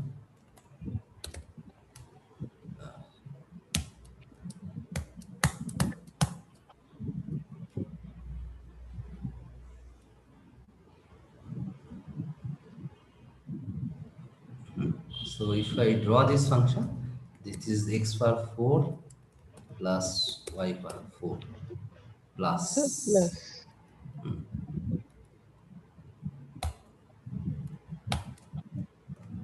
So this is the how it looked like. See, it's going on the positive direction of z-axis. So at 0, 0, it is attaining the minimum value here at origin. Okay. So if you draw 0, 0, so at that point at the bottom, it is the attaining the minimum value. Okay. Clear? Yes. Okay, great. So let's move forward. So yeah, question number 7. So this is a set. A set is given. Which of the following option is true? The cardinality of S is equal to the number of elements in any basis of R3. I mean, this is quite clear, right? Yes, sir. Yes, sir. Basis of R3 must have 3 elements. It has cardinality 3, so they are equal. Yeah. Is this linear independent set? Yes, How sir. can you Sir, they prove are. that? Sir, by equating determinant equal to 0, but it is not 0. So yeah. Exactly. So there are 3 matrices, 3 vectors in R3. So determinant check is a good check for this. Yes. Right? Yes. If someone of you want to solve it, you writing linear equation, then also it's okay. Yeah, that is okay. There shouldn't be any scalar multiple of other. Sir, can we discuss that is only question? true for 2 element. Sir, can we discuss option 5? I am coming one by one, no? Okay, so sir, here if we write matrix, right? So 111 will be in the column, right? Or it will be in the. So here you are calculating determinant, right? So determinant of A and A transpose will be same. Okay, we can write it in column or row. Yeah. So if you calculating determinant, then it doesn't matter how you write it. Okay, but sir, if you are writing in a matrix, or what is the we can write? It should be column wise. Okay, so 111 will be in the column, then -2 1 1. But if you are doing row operation for checking the rank or how many of these are linearly independent, then you should write it row wise, because that's what you are doing now. But we can write either ways, right? So row or column. No, for calculating determinant, I am saying. But if you try to do row operations on these vectors, right, then you have to write these vectors as rows. Right? Suppose you want to find how many elements are linearly independent in this set. Then you have to do row operation for that, right? Okay, so in the row we will write 1 - 2 is 0, right? No, you write 1 1 1 as your first row, -2 1 1 as your second row, 0 1 -1 as your third row. But even if I write column wise and find out the rank, means then also it is okay because row rank and column rank are same. same. So Yeah, but I am saying it is better to follow yeah. that when you are doing the operation. Okay.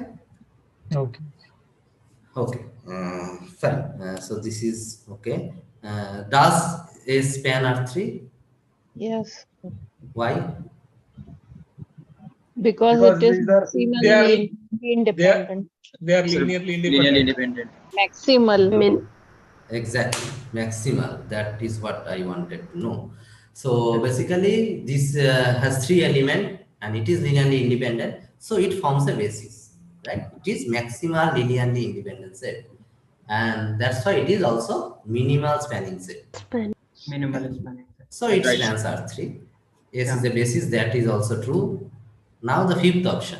S is orthogonal set with respect to usual inner Yes. product. Right, sir. So Yes. for orthogonal set, what we have to check? dot product of Dot product equals to Product 0. of Usual inner product means dot product. It is written Dot also. It product. is dot product. Yes, sir. Yes, sir. Yes. So let someone ask this. So let me check it once. Can you tell me what are the elements here in S? So 1, 1, 1, Hmm. -2, 1, 1, 0, 1, -1. Now, what we have to do, we have to check it is orthogonal. So, mutually orthogonal we have to check. So, for every combination, we have to check it. This is the first one. So, this is basically -2 plus 1 plus 1, that is 0. Now, for the second pair, 0, 1, -1. Again, if you check to the dot product, it is 0, 1, -1. Again it is 0, and also another pair we have to check, this one. So all the three pairs we have to check. So this is 0, 1, -1, again it is 0. Okay, so it is orthogonal. S is orthogonal. Is it orthonormal? Yes, sir. I have found it is orthonormal also. no, it is not Really? orthonormal. What is the not norm of the orthonormal. first one? Norm of Root the 3, root first 3, one is root 3. root 3 by 1 upon root 3, 1 upon root 3 square No. and that Norm root means 3 this by one, 3. no? Yes. Norm is root 3. Root 3, sir. Root 3. So Yes. it is not 1. So it is not orthonormal. Right? So when we Yes, do finding the norm, it should be Mhm. under root 3 by. No, it is this one. 1, 1, 1, 1, 1, 1. Right? Oh, Norm of V is basically square root of this. Right? okay. That is the definition of the norm coming from the inner product. So I Right? forgot. Sorry, sir. So that is, yeah, no problem. So that is what we are doing. So it is root 3. So it is not 1. So it is clearly it is not orthonormal. Okay? Yeah. Can you explain point 3, sir, that maximal or minimum, sir? Actually, I think it is R3 and we have 3 vectors, so it is the maximum, right? So coordinate of S is 3. We know all these vectors are coming from R3, and so dimension of R3 is 3, that we know. Yeah. Right? We have proved that S is linearly independent. Yeah. That we have proved. So S has 3 elements which are linearly independent. What does it mean? The maximal linear independent set contains how many vectors? 3, right? 3 Because vectors. dimension is 3. Yeah. So this set, this S, it must be maximal linear independent set. Right? Because it contains the maximum number which a linear independent set inside R3 can possess. Right? It possesses exactly that many number of elements. So it must be a basis. And by the equivalent condition, S is also minimal spanning set. Because all those sets which are maximal linearly independent, they are also minimal spanning set. And that's why they are basis also. Right? So minimal spanning set means is spanned R3. Is it clear? Yes, sir. So minimum spanning set is not clear, sir. Maximum I can get it like it is R3 and we have 3 sets, so it is a maximum. So So minimum spanning set means what? Minimum spanning set means the minimum number of elements which you require to span R3. So how many vectors is minimum, I mean minimum number of how many vectors are required to span R3? It's 3, right? So that's why it is called minimum. If I give you 2 elements, you cannot span R3. It is not possible. To span all the vectors in R3, you need at least 3 vectors. Right? Yeah, yes. Clear, no? Yeah, yeah. Any doubt? No, sir. Yeah, got it. Okay, okay, fine. Okay, so I think this problem is also done. Okay. Sir, question number 6, which is the easy way of calculating maximum minimum?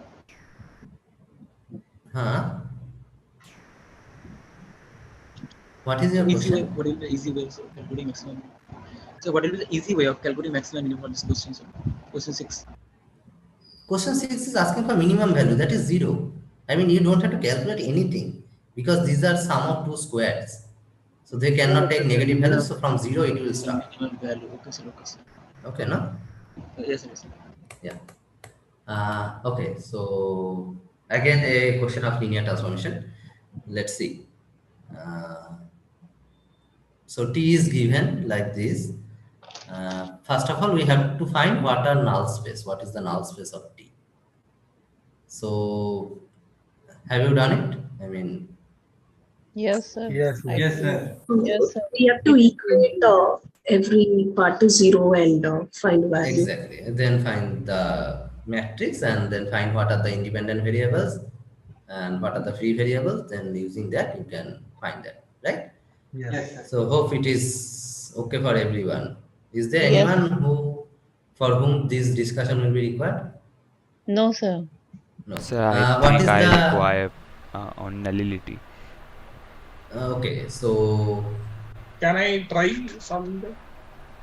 yeah, go ahead. So let me write it, then we can do it together. So it is T R3 to R3. What is T X Y Z? X plus Y plus Z. Z minus 2Y. 2Y minus Z. 2Y minus Z. Yeah, right. Okay, so for nullity means what? All those vectors which are going to 0, right? That is, no, sorry, not nullity, for null space or kernel. So null space of T means all those XYZ for which T of XYZ is 0. 0. Right? So basically, yeah, tell me now what should be the next step? So fine, we can go for the x plus 2y and z, okay, 0, 0. So z is equal to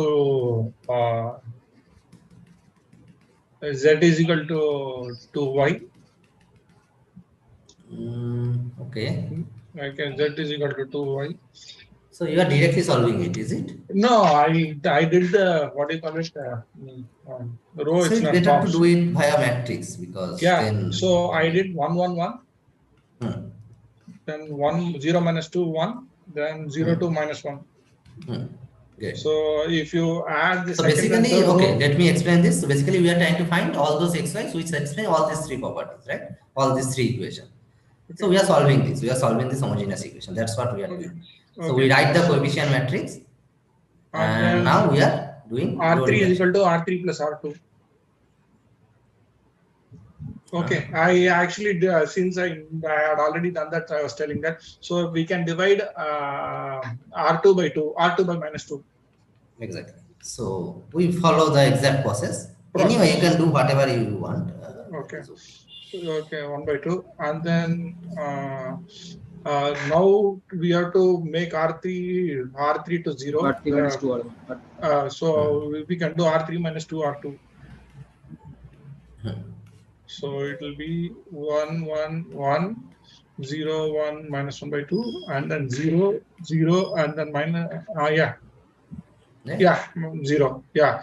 So we have two independent we have this itself is fine, right? We have got Another step we can do for finding okay. So R1 is equal to R1 minus R2. So it will be 101. 103 by 2, 01 minus 1 by 2, and 000. Okay. So what are the free variables? So here we have pivot, here we have pivot. And no pivot. So the final variable, final row is independent. So so Z is our free variable. Z is our free variable. So from the first row, I am getting x plus 3 by 2, Z is 0. 0. And second one, we get y minus 1 by 2, 0. Okay. And if you put Z is equal to half, so Z is equal to half, minus 3 by 2 Z, and y is equal to half Z. Half Z. So if you put Z is equal to T, so it is minus 3 by 2 D, half T, and T. T. So T belongs to R. So this is the null space. Okay. Now, according to the options, you have to adjust, see whether this is coming. So basically here we have multiplied this with 2, as you can see. So if you multiply, scalar multiply with 2, then also you are getting the same thing. Minus 3t, t, 2t. And t belongs to R. Okay. Is it clear? Yes, sir. Who was asking this? This is sir, it is clear, sir. But can you please emphasize on selection of free variable? How we not select? Emphasizing, I mean, No, there is the algorithmically where the pivot elements are, those are dependent. Okay, and where there is no pivot element, that is free. That is the algorithm we are taking. Okay. Sir, so because there was one in the place of x and y, we selected that they are dependent variable. Exactly. Yeah, something like the last this row is for x, this is for y, this is for z. Only when we are following the primary diagonal. Yeah, because that's what row reduction does, right? Okay, sir. So on row reduction, by doing row operation or row, when you are finding row reduced echelon form, you are focusing on the pivot element will be on primary diagonal most of the times, right? Yes, sir. So depending on that, we do the free variable. But there is no, I mean, this is not a hard rule that you have to take z as free and xy as dependent. I mean, you can change it if you want, but that is one standard thing. That is what I am saying. Okay, this is one algorithm, but this is not, I mean, you can change it if you want. Okay. So how if someone want, he or she can take, I mean, z and x as dependent and y as free. That is also okay. I mean, you can find some representation like that. But still, we have the same null space. Same nullity. The null space is same, but representation will be different. Okay. Okay, sir. Null space will always same because that depends only on the transformation. So null space will not change. Whatever free and dependent variable you take, the nullity and null space will always be same, but representation may look different. Okay.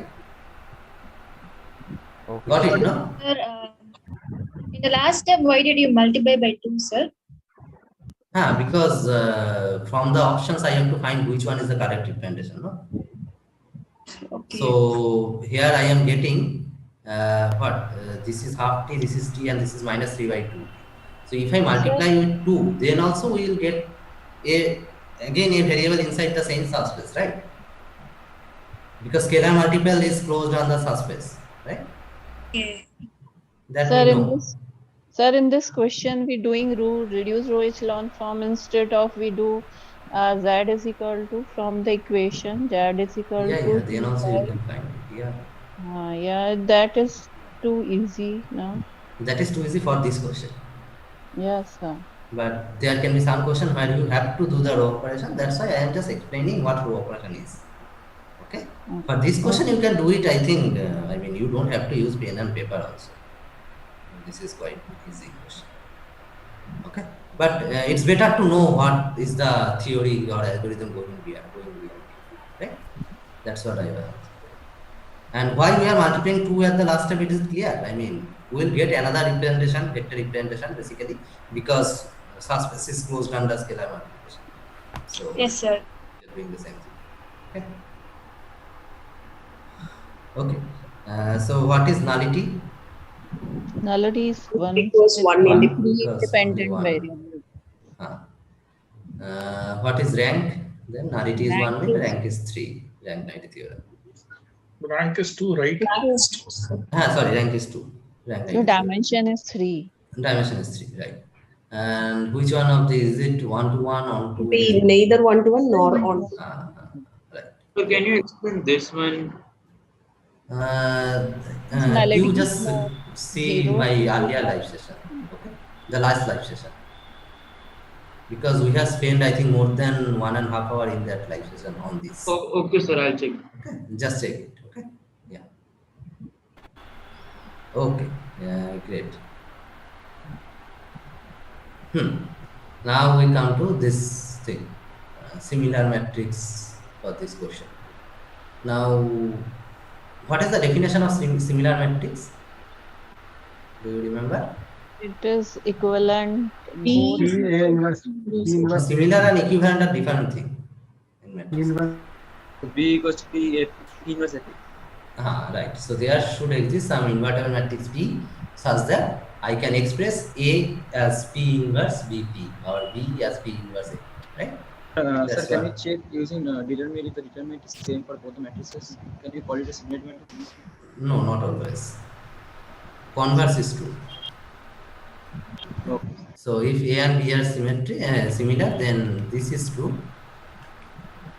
Now, if A and B are similar,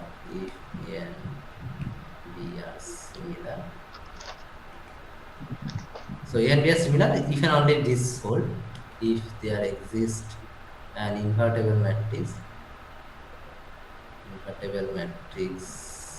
P such that this hold, right? Now, if they are similar, then this hold, that means determinant are same. Because if you consider determinant of this, then determinant of P inverse, determinant of A, and determinant of P, these are equal. Then this is basically 1 by determinant of P, this is determinant of A, this is determinant of P, this will cancel out, so this is determinant of A. So if two matrices are similar, then determinant are equal, but if determinant are equal, that does not guarantee that the matrices are similar. Okay? Till this portion, is it okay? Yes, sir. What have you Yes, write? If A and B are similar, if there exists an invertible matrix P such that this condition holds. Okay? So what if? So there exists. This is there exists sign. Okay. So let me write it. There exist.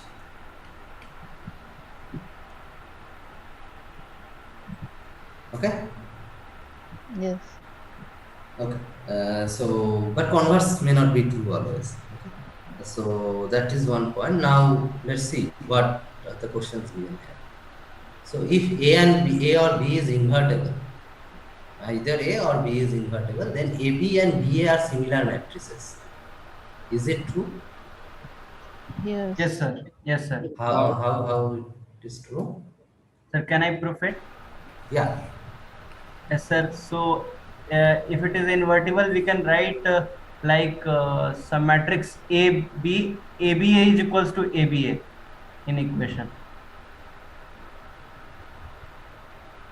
I mean, then? Then we will take A on the other side.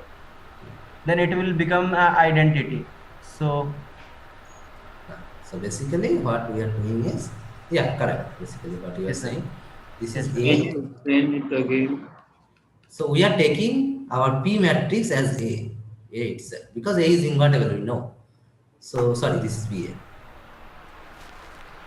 Right? So this is what we are doing. We are taking this A matrix as our P matrix. This is working as the I P. got it. We are supposing A as the invertible matrix. Yeah, because we are taking P equal to A. Yeah, I got it. Okay. Thank you. So that's why A, B and B are similar. Is it clear? Yes, sir. Everyone? Yes, sir. Okay, great.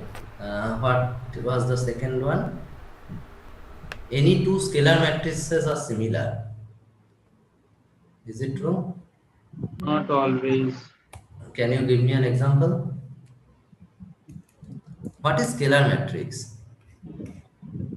Diagonal elements are same other than one.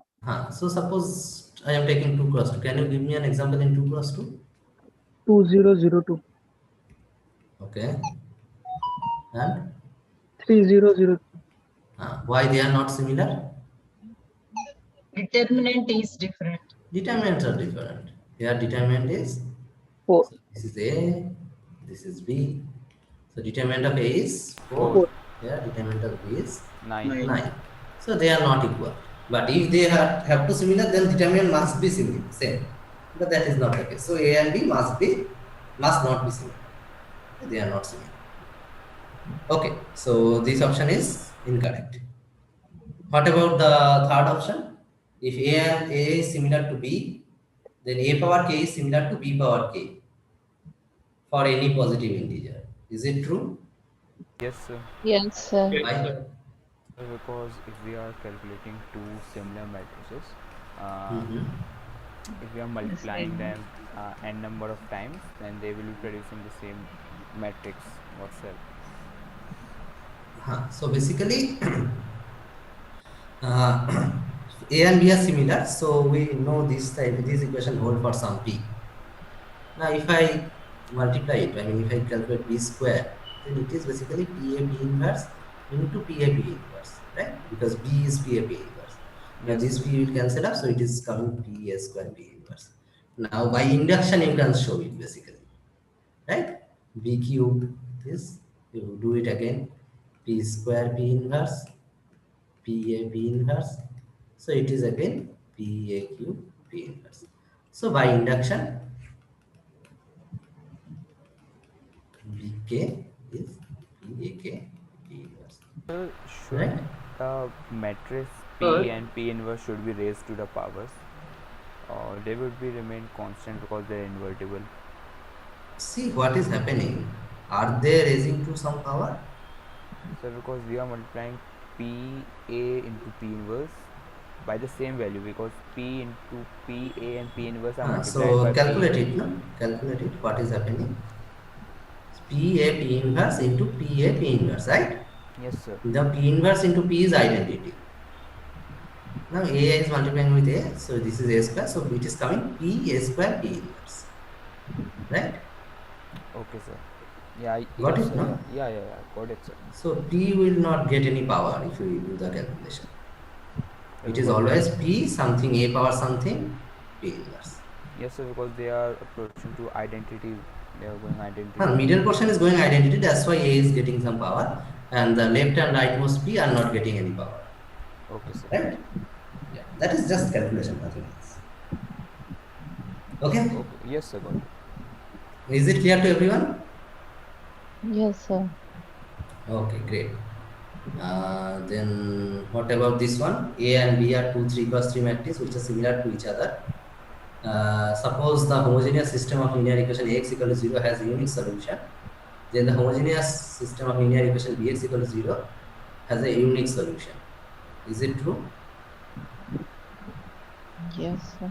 Suppose Ax has a unique solution, then Bx has a unique solution. That is the question basically. And A and B are similar to each other. How this is true?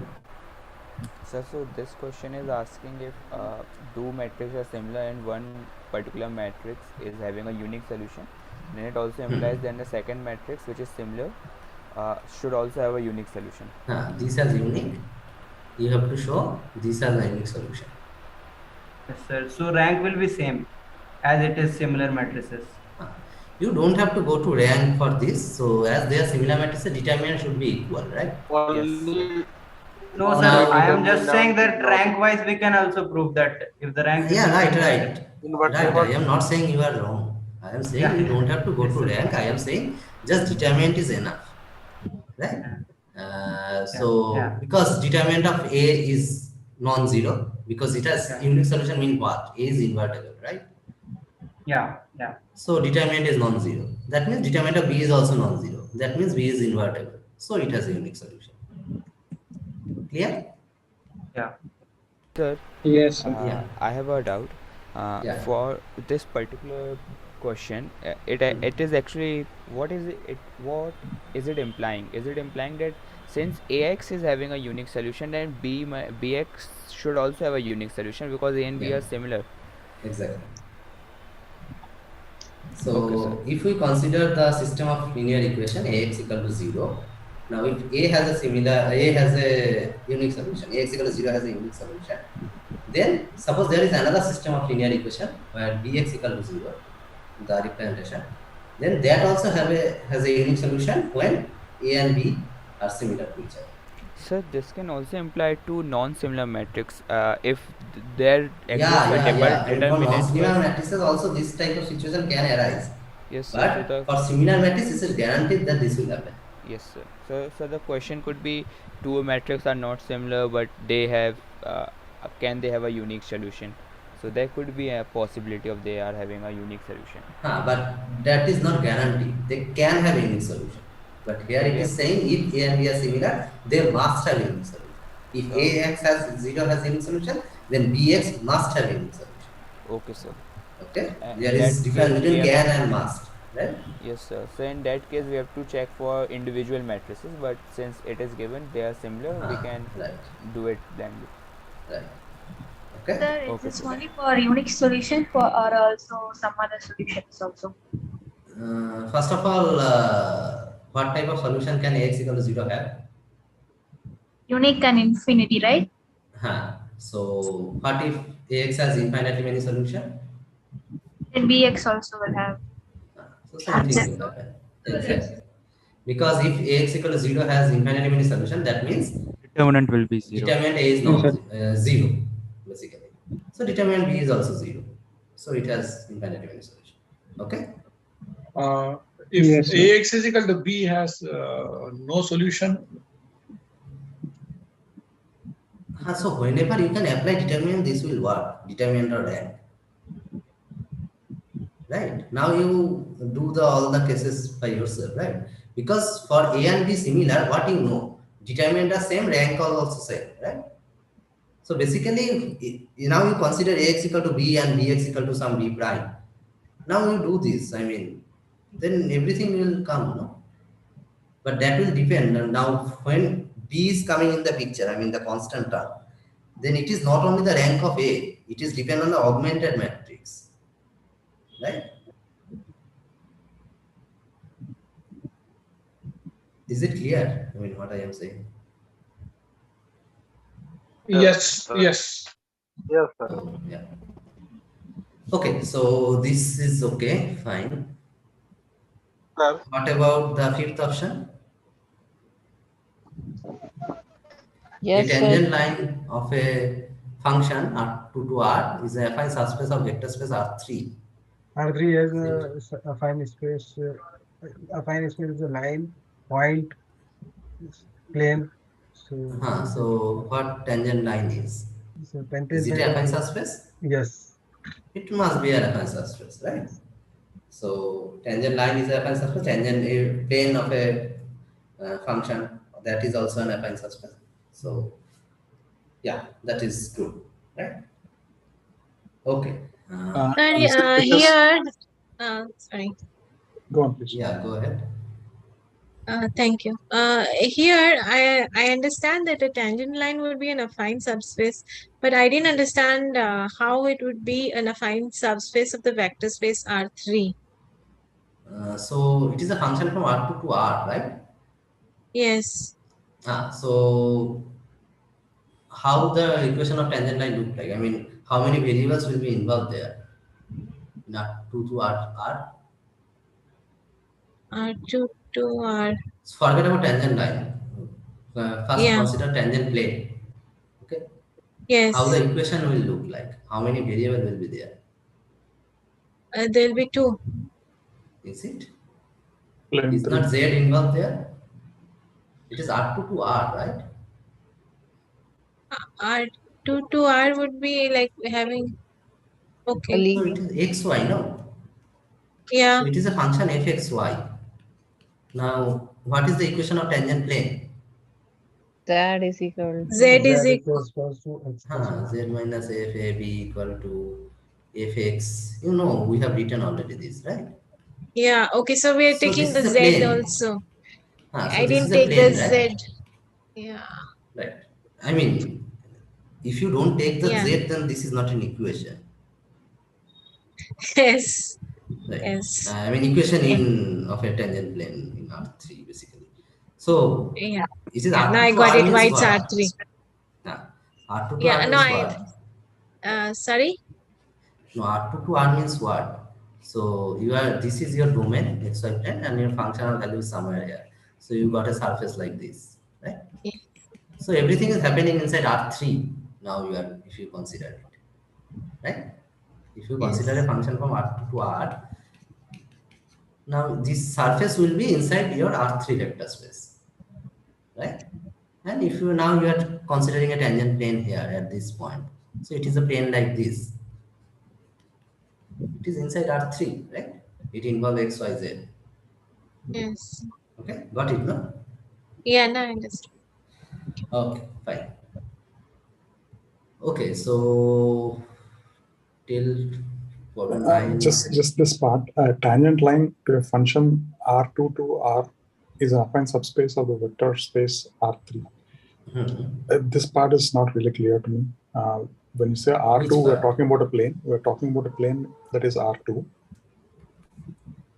No, when we are talking about a plane, yes, inside R3, right? What is tangent plane?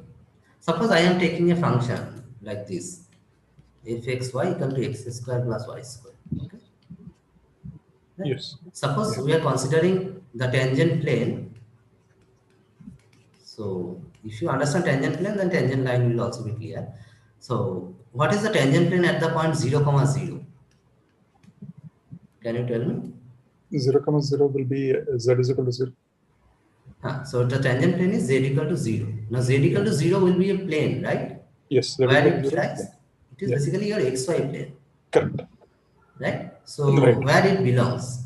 It belongs inside R3, right? Oh, okay. Because if you want to point a coordinate inside this plane, what you will write? Suppose If 1, I want 1, 0, right? 0. You have to write like this. So Correct. it's the collection of all the points inside R3. Yes. Right? Yes. It is a subspace of R3. Yeah. It is not whole R3. It is a subspace of R3, which is of dimension 2. That is true. Dimension is 2. Dimension of the plane, that is 2, because that is a subspace, right? Yeah. But the subspace is inside R3. Correct? Right. Got it, no? Yeah. Suppose you take R2. Okay. What type of subspaces it can have? So one subspace is just 0, 0, the 0 vector space, right? It is of 0 dimensional. So let me write dimension 0. Then I'll have points. Then all the lines passing through origin as a subspace. Yeah. All lines passing through origin. This is of dimension 1. 1. Right? And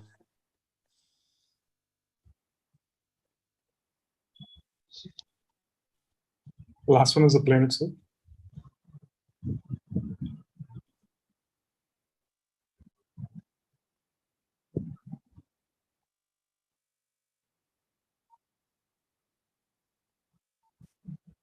Hello.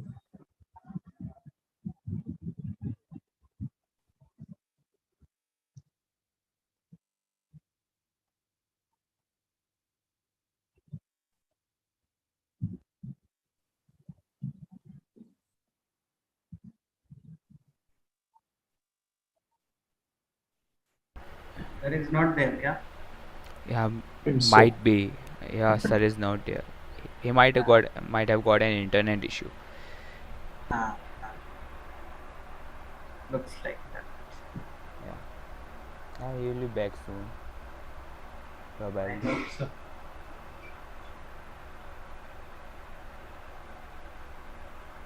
So today we are discussing only mock, not discussing week 7.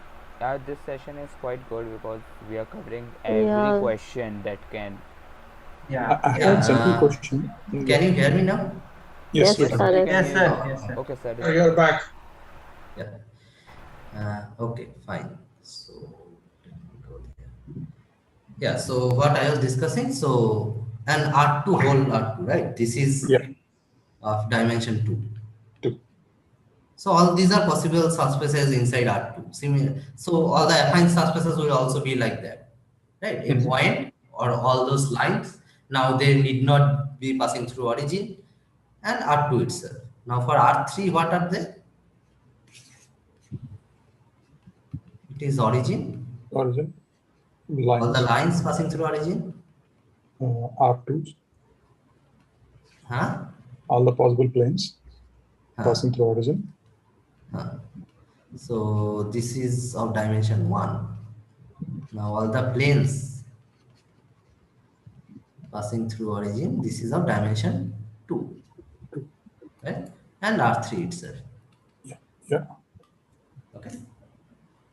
So this is what we are doing. So when we are talking about planes, the tangent plane of this function R2 to R, then basically we are dealing with these planes which are inside R3 but of dimension 2. Okay? Okay. Clear, no? Sir, Yeah. the plane will have 3 dimensions, right? Not 2 No, dimensions. plane have 2 dimensions. It is a So like subspace of 3-dimensional thing. X, Y, and Z coordinates we need, right? For So plane if set? we have X, Y, Z, does it always have 3 dimensions? Were you present in my last live session? No, sir. No. Okay. Suppose I am giving you this thing.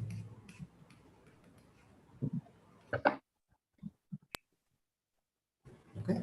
What is this dimension?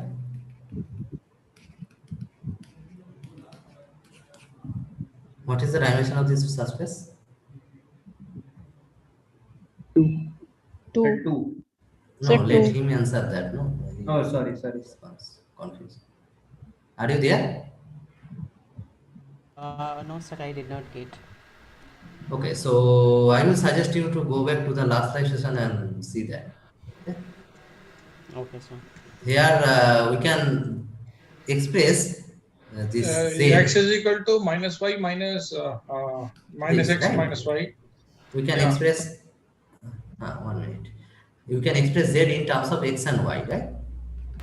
So this we can do, correct? और sir इसका dependent variable 2 है तो dimension भी 2 हो सकता है. हाँ वही सेम ही है वही. Just 2 free variables. So this is what we can write. Now we can. How many free variables are there? 2. Sir. 2 free variables are there, right? Is it clear?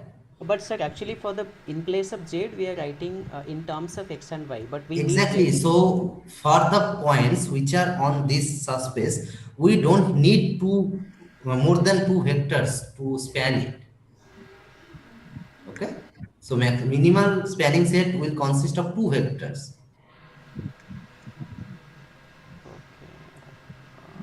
I think you have very fundamental doubts at this point. So I will suggest you to go to the last live session and see this. Okay, otherwise it will again take 1.5 hours. Yes. Okay, because this is what we have discussed in last live session also. Okay, just go back and see that. Okay. Okay. So any more doubt till this point, till this question number 9? No, sir. No, sir. Okay, so I mean, can I take a 2-3 minute break and then come back? Yeah, Okay, sure, sir. sir. Yes, sir. Okay. Yes, sir. Yes, sir. So we are going to discuss this question. I mean, you can discuss among yourself. Yeah, we will discuss all these questions. Okay, all questions. All questions. Okay. Because that will cover all the syllabus. Yeah, all the topics. Yes, sir. This is the But mock if you are exam. tired, you Sir, can can you, leave. I mean, sir, can you take some additional question as well, because I have solved the mock and I had some doubt in other what questions. is your Like, doubt then? sir, relating to week 8, that orthonormal kind of thing. Let sir come back Yes, from no, break first. Yeah, sure. Sir, you Okay, can. so let me take a break and I am coming back. Yeah, sure. Yeah. Some proof kind of stuff. Is this a mock question paper or something? Where are This is the mock question paper, which is this is in-term mock. Yeah. Mock for weeks or mock for quiz one? No, mock for in-term. Mock for Mock for in-term. in-term. You can see on Mock the for top it in-term. is written Okay. mock in-term. Okay, thank you. Mock के आसपास की level का आता है ना and exam में? Mock से actually easy रहता है ज्यादातर. नहीं मार्क्स मुश्किल होते हैं. No, the mock will be tougher than the exam. Yeah. Usually, but usually it's not always Usually true. it's maths Yeah. too. Yeah, but if you go through the mock, you should be able to answer the end term paper pretty well. So you have seen quiz 1 and quiz 2, right? So yes, ma'am, I noted that the last question, which had sub questions, was carrying about 10 to 12 marks out of a 50, just similar to what was the case in quiz 2. That's a little scary. Like, for example, this one was all about affine subspaces and affine mappings. If that concept is not clear, you will lose 10 to 12 marks. No, I think in the mock we haven't any question regarding affine. are you checking mock end term? Because even I don't remember a question. No, the T1, T2, T3 was somewhat related to affine subspaces, if I'm not wrong. Okay. It is related to affine subspace. Not exactly. Yeah, because every tangent plane can be viewed as an affine space, right? So yes. Yeah. So determining the vector spaces was sort of dependent on affine subspaces. So that in that sense, the question was carrying a lot of weightage. In 10 to 12 marks out of 50 is quite a significant amount. Yeah, that's true. I don't remember like such a huge weightage in the end term paper, but yeah, if this is a mark, then it should be at least somewhat similar. Acha, how many sub question was there in that particular question? So the first thing that you have to do is you have to know how to find the equation of the tangent plane. That's just one equation that you have to remember, and then calculate and substitute at different points. So you will get the vector spaces, and then you have to find the intersection of two vector spaces. Actually, the difficulty was vector space. So you write down the equation of the vector space, and then when it's intersection, it should satisfy both the conditions. No, so you'll get a system of linear equations, because for the first vector space you'll have some equations. For the second vector space you'll have some equations in the sense the conditions. And then so we can equate both of the equations. Satisfy both. So you'll get a system of linear equations. Ma'am, the difficulty was in finding the intersection point between the three tangent planes. There again you have to solve a system of linear equations. Both linear equations. I don't know, I solved, I got it wrong. Maybe you can substitute one value to other, or you can use the matrix form as well. Do we have to do it one by one, like T1 with T2 and then T2 with T3? No, you'll get a system of 3 equations and 3 unknowns, and you know how to solve it, right? You can. Okay. Yes, ma'am. If the I coefficient think matrix matrix is form will be invertible. easy. Yeah. Okay. Yeah, if the coefficient matrix is invertible, then you can use the Cramer's rule. Okay, got it. You can choose how to solve it. Yeah. Okay, thank you, ma'am.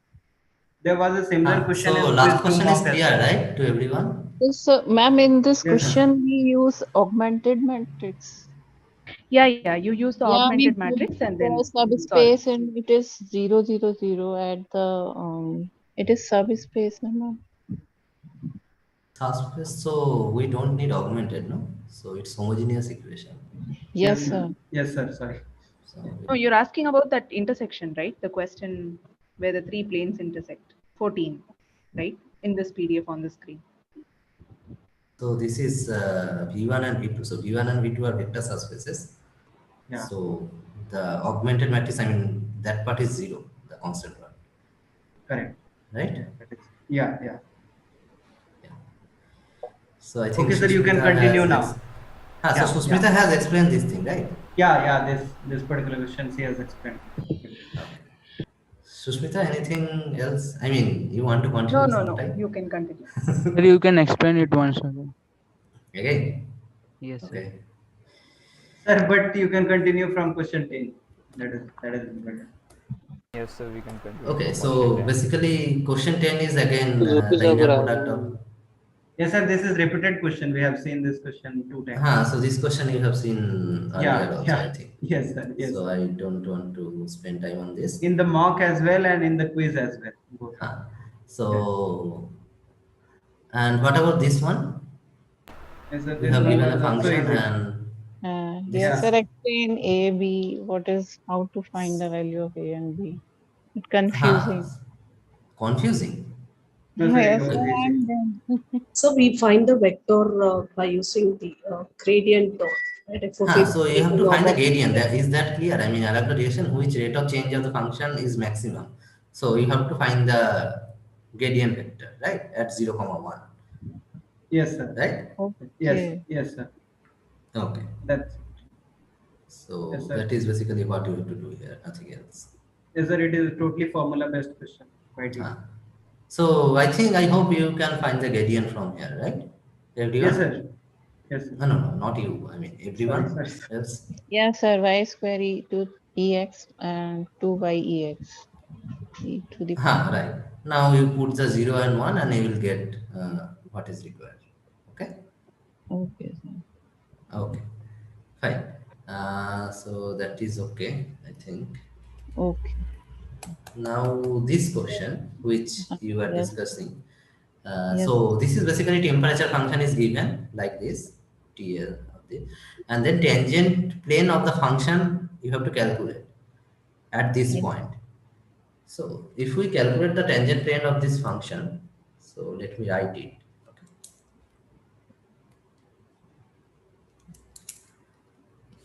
So fxy, it is given as root 9 minus x square minus y square, right? Yes, sir. So how should we calculate the tangent plane? We need, what we need? Sir, derivative. These two derivatives, right? Fx and fy. Yes, sir. So what is fx? Minus 2x. Minus 2x upon 9 minus x square. This will come, right? So minus 2x. And half will come, so that will cancel.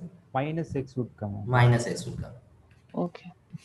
So this will also be like this. Okay? And what are the points given? For T1, what is the point? 1, 2. 1, 2. So for 1, 2, T2. So 2, 1. And T3. 2, 2. 2, 2. Okay. So if we, what is the first equation of the tangent? I mean, what is T1? If we put 1, 2, what we are getting here? 2 minus. Minus 1 by 2. No. 2 minus 1 by 2 x minus 1 by plus 1 by 2. What you are saying? I mean, are you saying this value or the equation?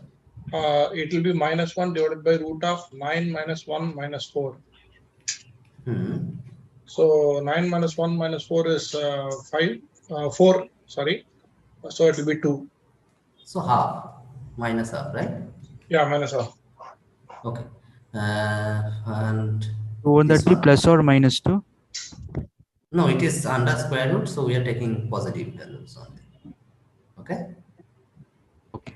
Then what about this one? Fy? Minus 1. Minus 1. Minus 1. Okay. Then the equation is basically fx 1, 2, x minus 1 plus fy 1, 2, y minus 1 equal to z minus f of 1 comma 2, right?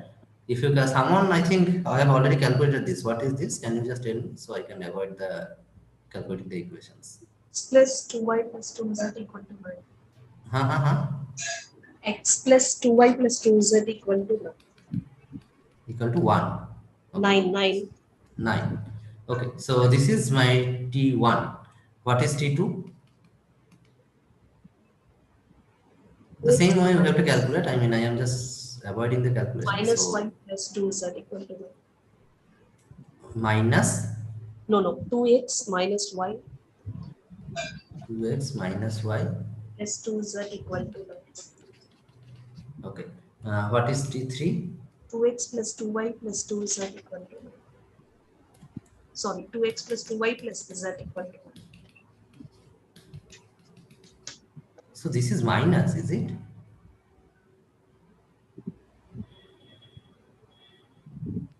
No, it will be plus. Are you sure? Sushmita? It will be plus. Plus, no?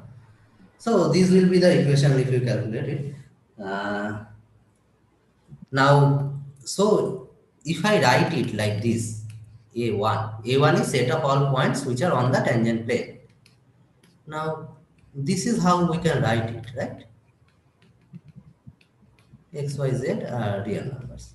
So this is the affine subspace. So this is an affine subspace because this is a plane which is not passing through the origin, but it is a plane which is parallel to some plane which is passing through the origin.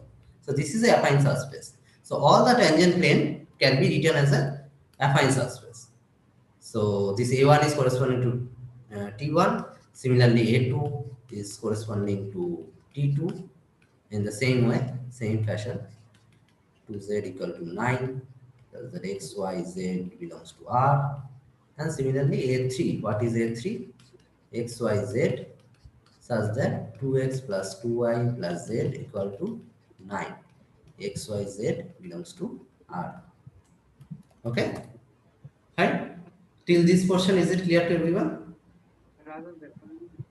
Yes, sir. Okay. Now, first of all, what is the vector subspace corresponding to the first affine subspace? We just translate it to a plane which is passing through origin. What does this mean? So we have to just eliminate the constant. It is becoming 0. Right? So it is the vector subspace corresponding to the affine subspace A1. Similarly, V2 is xyz such that 2x plus y plus 2z equal to 0. So this is this thing. And V3 is xyz such that 2x plus 2y plus z equal to 0. So xyz belongs to R. Okay, till this portion, is it clear to everyone? These are the corresponding vector subspaces. These are the subspaces which is clear, right? Because they are plane, and you can see they are passing through origin. That means 0 is in there. And if you check the addition and scalar multiplication property, it will be satisfied. Right? So these are the vector subspaces. Correct? Yes, sir. Okay. Now, first question is intersection. V1 intersection V2. What is that? So what we have to do? So V1 intersection V2 means this is my V1, this is my V2, this two thing. So all those x, y, z will satisfy both this equation, right?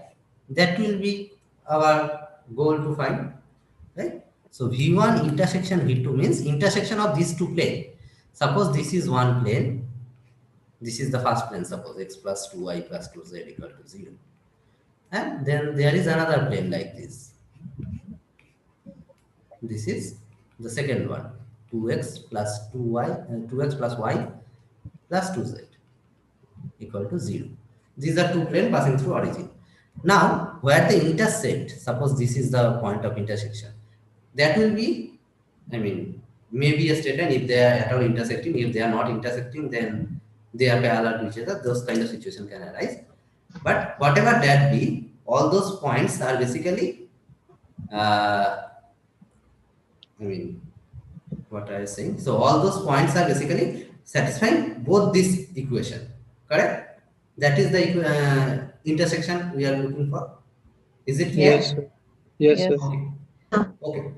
So first of all, I mean, these cannot be parallel as both of them are passing through origin. So at least 0, 0, 0 is the common point. So at least intersection has 0, 0, 0. But let's see whether there are other solutions or not. So we take these two equations. So 2x plus y plus 2z equal to 0. These two equations, right? Can we solve it? So 1, 2, 2, 2, 1, 2. Do row operations. R2 minus 2 R1, 1, 2, 2, 0. What we are getting? Minus 3, minus Minus 2. 2, right? And then R2 by minus 3. So 1, 2, 2, 0, 1, minus 2 by 3, right? Yes, sir. And then what we have to do? R1 minus 2 R2. So this is 1, 0, 2 minus 4 by 3. And Sir, 1. So sir, it will be last 2 2 by plus 3, not minus 2 by 3. It is 2 by 3. Sir. It is We 2. divided with minus 3. Minus 3, right, right. 2 by 3. So it is, this is correct, right? Yeah. So what I am getting, this is 2 by 3.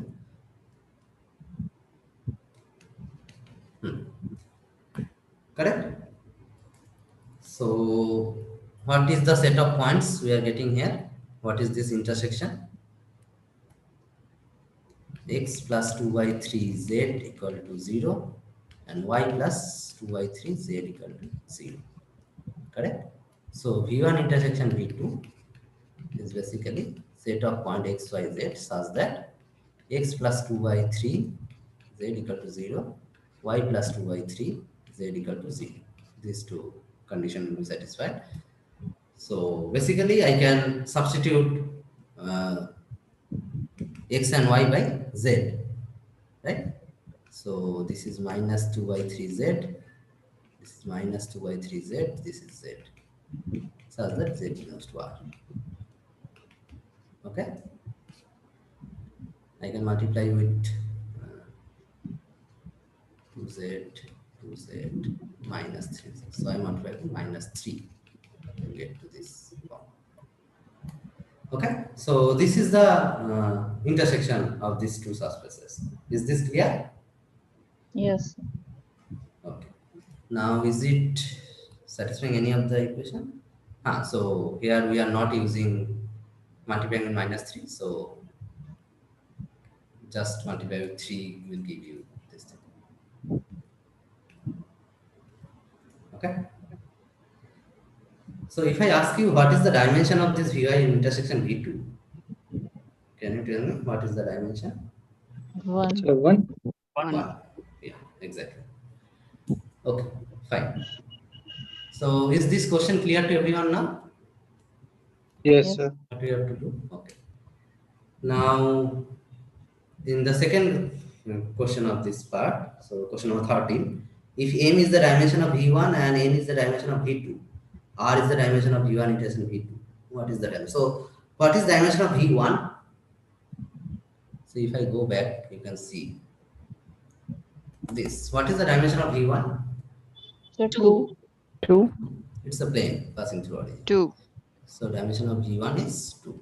What is dimension of V2? So 2. Again 2. Right. And what is dimension of V1 intersection V2? 1. 1. So now you can calculate what is M plus N plus R, right? It is 5. Okay. Now, what about the next question? Which of the following denotes the maximum rate of change of temperature at the point of intersection of tangent plane T1, T2, T3? So here we have 3 tangent plane, right? Yes, sir. Now we have to find the point of intersection of these 3 planes. Now here we are considering tangent planes, so basically these affine planes we have to take. These affine planes, these equation. X plus 2y plus 2z equal to 9, 2x plus y plus 2z equal to 9, and 2x plus 2y plus z equal to 9. So you get, when you want to calculate the intersection of these three planes, so you have to find all those points which satisfying these three equations. Basically, you have to find the solution of this system of linear equation. Correct? So this is what you get: x plus 2y plus 2z equal to 9, 2x plus y plus 2z equal to 9, and 2x plus 2y plus z equal to 9. So this is a system of linear equation. You have to solve it. Then you will get the intersection of these three planes, right? And at that point, you have to calculate your maximum rate of change of temperature. Basically, the function is given, which is t. So you calculate the gradient at that point. That is the question. Okay? Is it clear to everyone? Sir, can Yes, you? sir. Now everyone can solve this. I mean, this is little bit calculative, but still. So we find the value of x, y, z and put in temperature e to the power x plus y plus z. No, you don't have to put in there. You have to calculate the maximum rate of change, right? So you have to calculate the gradient of the temperature function, and then you have to put the point. Okay, sir. Got it, no? Clear? Yes, Everyone, sir. for तो पहले everyone? Intersection निकालना है, वहां से points निकालना है फिर. हाँ, इंटरसेक्शन मतलब इस सिस्टम ऑफ लीनियर इक्वेशन का सॉल्यूशन. ओके. है ना? तो इसका सॉल्यूशन तो निकल ही जाएगा, क्योंकि ये सिस्टम ऑफ लीनियर इक्वेशन तुम सॉल्व करना जानते हो अभी. हाँ, इसका सॉल्यूशन निकालने के बाद उस डायरेक्शन में निकालना है ना मैक्सिमम. हाँ, सपोज एक पॉइंट निकाला ए बी सी, तो ये पॉइंट आएगा इंटरसेक्शन, ठीक है? तो उस पॉइंट पे तुम्हें ग्रेडियंट निकालना है. हाँ, यस. ठीक है? Yeah. Okay. Now the next question is which Sir, other in that maximum derivative with respect to x, y, z, na? maximum rate of temperature at the point of intersection. Yes, So sir. maximum rate of change of temperature happens with which direction? In the direction of gradient vector, right? Yes. And at which point you have to find the gradient vector? At the point of intersection of these three planes. That means at the solution. Okay? Sir, after getting the values of this three A, B, C, then how do you just interpret that intersection, point of intersection there? Could you please just elaborate? So here, this is the system of equation, and it will give you a unique solution, okay? And that will be a point. A particular point will be there, right? Now at this point, you have to find the gradient vector. So you know this gradient vector.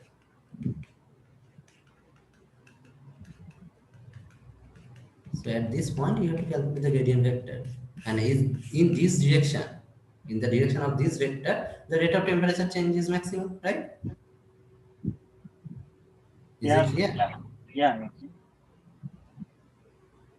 Is it clear for everyone, or you still have a doubt? So if you solve this system of linear equation, have anyone solved it? Sushmita, are you there?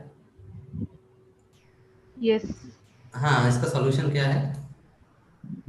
देखती हूँ. हाँ, देख के थोड़ा बताओ. I think it's all 9 by 5. So. हाँ? X, Y, Z are all 9 by 5. Yeah, 9 by 5. 9 by 5. Okay. So this is the point of intersection. I mean, this three plane intersection at this point, only one point, right? So now at this, the question is, what is the maximum rate of change in temperature at this point? At which direction? So basically, the direction is the gradient vector. Now here the question is, denote the maximum rate of change. So basically, you have to calculate the value at that point, the norm at that point, right? Got it, no? Yes, sir. Gradient at that point divided by its norm, sir. So yeah, that is the unit vector along which the rate of change of temperature is maximum. Now here we want to know what is that maximum value. So that is the norm at that point, right? Yeah. Norm of the vector. Yes. That is what you Got it, sir. Okay. Clear? Is it clear to everyone, or still have a doubt? Can you go to the solution 1 second?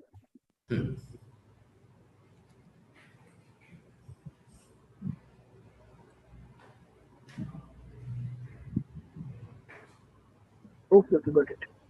Okay, fine, great. Okay, so the next question is, which of the following option is true? Now, is txyz is a linear function? Txyz, this one? No. The graph of E is not linear, right? I It mean, cannot you be don't linear. have to check like that. I mean, you know how you check linearity, right? Linear transformation. Sir, actually, in last maths one, we were told the graph of E power something. But here it is e power x plus y plus z. Do you know the graph of this? It will Even be like if, that, but it is not exactly e power x only, right? whatever it is, sir, but it is not linear. Okay, fine. If you are comfortable in that way, that is also okay. But my point is, you can check it directly from the definition also, right? Definition of linear transformation. Okay. Yes. Okay, great. Now, is this a continuous function over R3? Sir, E is continuous. E is a continuous function. Yes, sir. Exponent function is always continuous function. Then what about this differentiation at x? So if I take partial derivative with respect to x, what we get?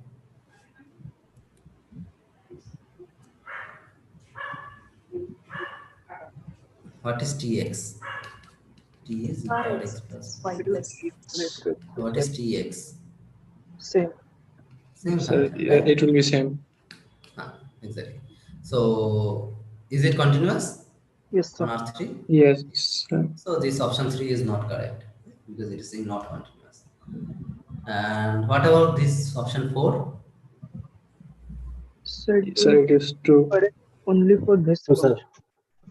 It is true, right? Here it is true. If you substitute cx, ui, cz, you can take the power out. So you can write this form. Right? So can you So it explain is, again option 3?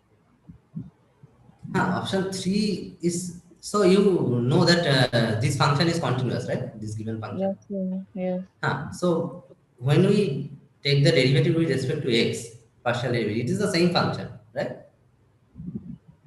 Yeah. Is it clear? I mean, if you take the partial derivative with respect to x, it is the same function. So it is. Yes, sir. It is same function. Yes, sir. It is the same function, right? Yes. So it is continuous on R3, right? But the option said it is not continuous. So it is. Okay. Okay. Okay. So option 4, anyone has any doubt in option 4? You just have to substitute the value c, cx, cy, and cz there. Okay. Okay. Now, what about the last one? Suppose we are approaching to the point 1, 2, 3. The temperature is approaching to our e power a. What is the value of a? Basically, we have to calculate the limit of the function t. X, Y, Z values one. So as it is continuous, so the limit. Yeah, go ahead. You put the limit of 1, 2, 3. So you calculate the limit, you will get e power 1 plus 2 plus 3, so e power 6. So your answer is 6. Okay. So I think last two questions is very easy. So we can do it from the graph. The equation of the function itself. Do we really need to calculate the limit? The question is basically the limit. It is approaching to the point. It is not saying at the point 1, 2, 3. So the question is given in terms of limit. Now, the limiting value is same as the function value. That is actually we are getting directly by the substitution. That is true, because that you get because if this function is continuous, so the limiting value must match with the functional value. That is the idea, right? Okay, so I hope this mock paper is at least clear. Whatever the concepts are there, at least those are clear to everyone. Yes, sir. Right? Yes, sir. So more or less this type of concept and this type of question will be in your internal exam. Sir, in this mock, there is no differentiability questions. Is it not coming in the examination queue? Because I have a lot of हम नहीं निकलते हमसे question differentiability है. Differentiability पे We तो cannot solve the differentiability. Differentiability पे थोड़ा तो लंबा हो क्वेश्चन तो जाता था भी नहीं कहीं पे। हाँ तो ही क्वेश्चन था हर जगह पे। हाँ वो जिस तरह का था उसको वही थोड़ा देख लेना। आई थिंक आपने मैंने लाइव सेशन में कराया ही समझाया था एक बार। या हाँ या तो वही थोड़ा देख लेना, उससे ही हो जाएगा। ठीक है, मतलब रहेगा। Now it's देख mentioned लेना। Sir, affine mapping. level, right? But it's less. That's what she's okay asking. Sir देख लेंगे फिर तो। Sir, affine mapping. हाँ एफाइन मैपिंग मैंने जो वीडियो लिंक भेजा था वो वाला थोड़ा देखो अभी, क्योंकि अगर उसको फिर से समझाने जाए तो फिर से बहुत टाइम लग जाएगा। पहले बहुत टाइम लगेगा। Yes sir, I think sir 2-3 session पहले आपने किसी लाइव सेशन में हाफ एन आवर समझाया था उसको। एफाइन मैपिंग नहीं समझा था, एफाइन स्पेस नहीं अफाइन स्पेस समझाया था या। हाँ एफाइन मैपिंग उस लाइव सेशन में है जो लिंक मैंने अफाइन announcement में मैपिंग बताया। सुष्मिता मैम बताई थी शायद वीक 7 में। हाँ सुष्मिता बताई थी। हाँ सर एक बार एफाइन मैपिंग क्या डाउट है, क्या थोड़ा बता सकते हो, मतलब स्पेसिफिक कुछ डाउट है? सर मैं तो क्लियर हूँ आपका लाइव सेशन और मैम का देख के। ठीक है तो फिर दूसरे से पूछ लेता हूँ। सर एफाइन मैपिंग एक बार वापस प्लीज। हाँ which one? लिंक भेजो ना प्लीज वापस। लिंक भेजा हुआ है, आप ईमेल पे चेक करोगे ना तो that will be there. Announcement में गया है, कल ही गया है शायद। हाँ वो आया ईमेल पर। Actually, in that video link, one big question, lengthy question is there related to affine space. Do we need to practice that? Okay. No, I have taken one big question so that I can, I mean, apply everything we have learned till that. Sir अगर अफाइन discuss करना है तो एक practice assignment में question था, so if you can take वो वाला ले लीजिएगा अगर डिस्कस करना होगा तो। So पहले मेरा पॉइंट है कि first see the video, I mean live session. Yes sir, yes. The link I have sent there, I have explained affine mapping. First clarify that concept only. Okay? Yes sir. Then try to solve one or two problem with your. Yes sir. Okay. Do we expect that type of question also related to affine space? That video You related should expect every type of question what we have discussed. It's not like that. Sir actually sir तो लेकिन आप कहते कि end सम mock से similar ही रहेगा, तो फिर similar तो इसमें सभी टाइप के क्वेश्चन नहीं, इसमें बहुत टाइप के क्वेश्चन नहीं है, जैसे कि अफाइन का ज्यादा नहीं था इसमें। No, why I'm stating that question is little difficult and lengthy. That's what I was asking again. Okay. I don't think people should be worried at all, because I remember the session when dimension was introduced and people were going crazy about how to find the dimension. But today when Shobhajit was asking, you were on fingertips. You were like, yeah, this is dimension 2, dimension 1. So you've all improved a lot. You shouldn't worry at all. Yes, ma'am, because Not we have me, ma'am, practiced but a lot. but ma'am, I mean, not all of us are at the same page right now. So some of us are those who are speaking more. Maybe they've practiced, but we still need to get there. Lagging much behind. Everyone was at the same point at that time. So now if we have come to that's this point, it's because of practice. That's No, actually, the main problem is when we write the direct exams, offline exams, now precision carries 9 marks out of 10, and the correct answer carries 1 mark. But here in these exams, that answer only carries all the marks. We are, we know the procedure, we are going with the procedures, but because of silly computational mistakes, we are ending up with the wrong answers and getting 0 marks, 10 or 0 out of 10. That's the main problem in this exam pattern. Yeah, so yeah, maybe you should just keep practicing so that you have extra time to check whether you've written correctly. When we write the exams, no, offline exams, surely 9 out of 10 they will give for procedure only.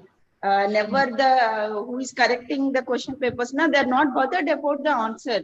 They will focus on the procedure. But here, that's the main concern I'm facing. May I ask a question, sir? Yeah, but I mean, yeah, sir. Could you post the link to the question, to that differentiability question, sir? I'm not getting it. Yes, sir, differentiability problem. Where you have discussed it. That is the last session of week 11. Week 11 live session. Yeah, second session of week 11. You go to the playlist, you will find that. Okay, okay. Week 11. Week Sir, 11 last I session. have a doubt in the solved example, sir. On week 6, transformation, where the professor solves transformation. What he does is he finds the null space of the matrix with the two given bases, and then from that he converts it into kernel. Null space and kernel are the same thing. No? Yeah, but he's doing something else. Like he write it in terms of a given domain basis, and that's somewhat confusing, sir. If you could able to revisit it, it would be highly helpful for me. You had put this on discourse, right? Yes, ma'am. Yes, I have. And didn't you get an answer there? Yeah, I got it from Shubham, sir. He says that that's the algorithm and that's how it would work. Yeah, that's why he said. But I couldn't able to grasp the concept. That's where I'm lacking. Okay, maybe I'll respond on discourse. So, which one is it? It's week 6, last lecture, last problem. No, it is in the lecture itself. Yeah. Okay.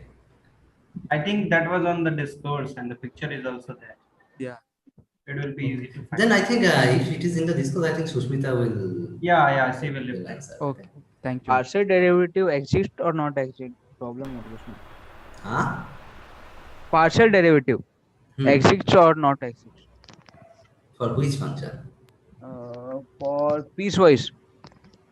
So that depends, no? You have to check by using the definition when it exists, when it does not exist. I mean, that is one type of question, right? Sir अगर definition में answer 0 divided by h आ रहा है मतलब answer 0 हुआ मतलब exist कर रहा है ना हाँ because it is constant. I mean the definition means if you remove the limit part, that is f(x plus h comma y minus f x comma y by h, this function is always constant, right? Whatever the value of h is, that means the limiting value is also 0, right? Or sir, partial derivative continuous or not? Again, you have to check by the same. You have to calculate the partial derivative. Yes, now sir. you have to check the limit of the partial derivative. And Limit see of whether partial it is, derivative. Limit of the partial derivative. Yes, sir. Because now And your function is partial derivative function, and you are asking Okay. whether that function is continuous or not. Okay और उसके बाद limit check करना है और values डाल के देखना है पार्शियल डेरिवेटिव में अगर दोनों सेम है तो कंटिन्यूअस है एग्जैक्टली और अगर सर ये पीस वाइज फंक्शन में आगे कंटिन्यूअस है कि नहीं पार्शियल डेरिवेटिव का भी अच्छे चेक करेंगे सेम है ना उस पॉइंट के अराउंड अगर है तो चेक करना है जहां पे अलग से डिफाइन है function So if there is a piecewise function, we usually use that limit formula to calculate the directional derivative or partial derivative, or right? partial derivative, yeah, right. If I wanted to find in which direction that derivative is maximum, the directional derivative is maximum, in that case, how will I use with this limit formula? How can for I a piecewise function? Because sir, what? For which? If for function for a piecewise function, if I calculate the directional derivative using that limit formula, and I wanted to usually to find in which direction there is the directional derivative is maximum, we will use the gradient form, right? Gradient into, but here we don't have the gradient actually. So in this case, how will I? No, you have because that gradient descent, what we are seeing, that. I mean, that is true only when all the partial derivatives are continuous. Otherwise, this does not happen. Okay. Right? The theorem says that. Sir, second derivative test in piecewise function at 0, 0. वो कैसे निकालेंगे? मतलब same ही है ना definition. First derivative निकालो उसके बाद उसके ऊपर मतलब उसको अभी फंक्शन कंसीडर करके अभी फिर से पार्शियल डेरिवेटिव करो.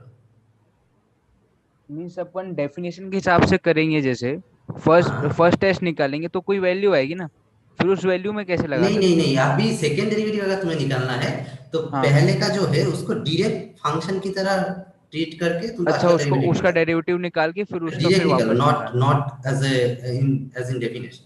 अच्छा डेफिनेशन फंक्शन निकालो उसके ऊपर तुम सेकंड डेरिवेटिव निकाल रहे हो. Okay right because second derivative means what it is basically the rate of change of the first derivative. Now you have to consider first derivative as a function, right? It is not a discrete point.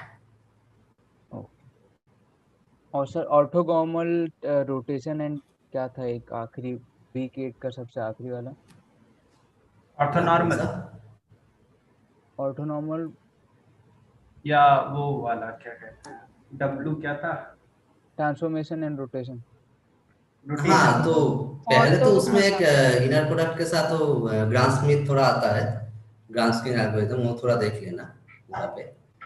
और उसके बाद आता है एक orthonormal transformation, हाँ वो और orthonormal orthogonal matrix, ये सब आता है। ग्राम स्मिथ प्रोसेस तो आता है, मेन प्रॉब्लम जो उसके बाद नहीं है क्या, ऑर्थोगोनल ट्रांसफॉर्मेशन एंड रोटेशन, उसमें प्रॉब्लम आ रही है। सर रोटेशन में तो मुझे भी प्रॉब्लम है, वो मैट्रिक्स ही नहीं पता चलता कि कैसे निकलेगा वो 3x3 समझ ही मैट्रिक्स। नहीं आया सर अब तक, बाकी सब नॉर्मल आ गया समझ। ठीक है, तो फिर एक काम करते हैं, ऑर्थोगोनल और जो बाकी रहा orthogonal matrix, orthogonal matrix, orthogonal transformation, ये जो चैप्टर है ये नेक्स्ट फ्राइडे को डिस्कस करते हैं फाइनली। नेक्स्ट फ्राइडे को मतलब फ्राइडे का जो नेक्स्ट लाइव सेशन है उसमें डिस्कस करते हैं। Okay, with calculus 1।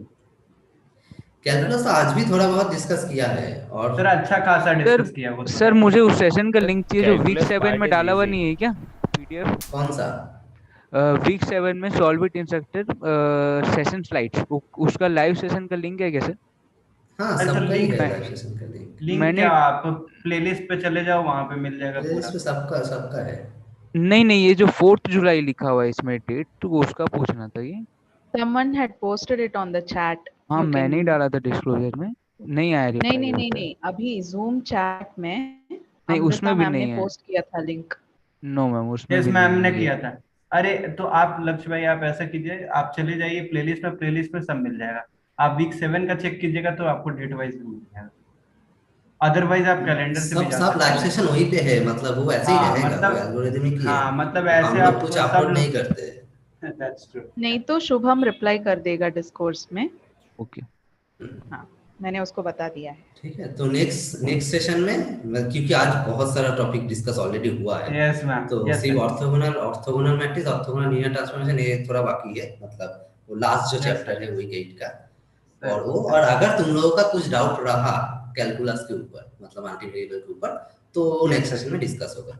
ठीक है Sir, can you just share what are all the like important topics which we will seeing again in the next or coming terms in MLF or MLT, so from Max 2, so that would be अच्छा yeah। हाँ तो ये उसके लिए I think ये discourse पे answer होगा कि यहाँ पे नहीं, हाँ मतलब नहीं, क्वेश्चन अच्छा है कि कौन सा चाहिए। Sir, can you please speak in English because I'm not very fluent in Hindi.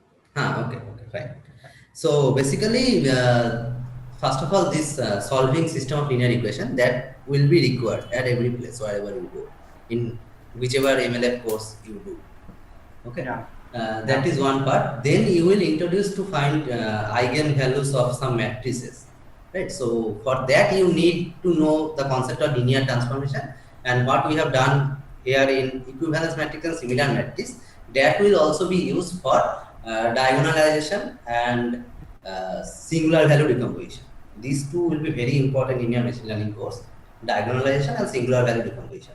And for these two, you need to know how we find this equivalent matrix, similar matrix, and the concept of matrix representation of a linear transformation. So there you may not see linear transformation directly, but what you are doing in real life, basically, you will transfer it to some matrix. That is basically your matrix representation of a linear transformation. And from there, you will decompose that matrix to do whatever the algorithm you require, right? The single value decomposition. So basically, week 1 to 8 is more or less very useful in machine learning in this portion.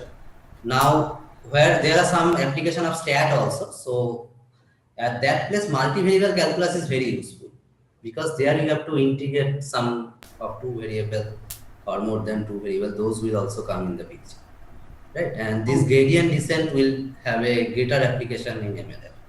So that's so basically whole maths 2 is important. Not only maths 2, stats 2, maths 1, stat 1. Yeah, that's why this is the foundation of that. Yeah, correct. Thank you. Okay? Thank you, sir. Thank you so much. Okay. I have one question. Where are the live sessions actually stored? I'm not able to locate all of them on the. So can someone post the playlist link here? Yeah, sure, I will.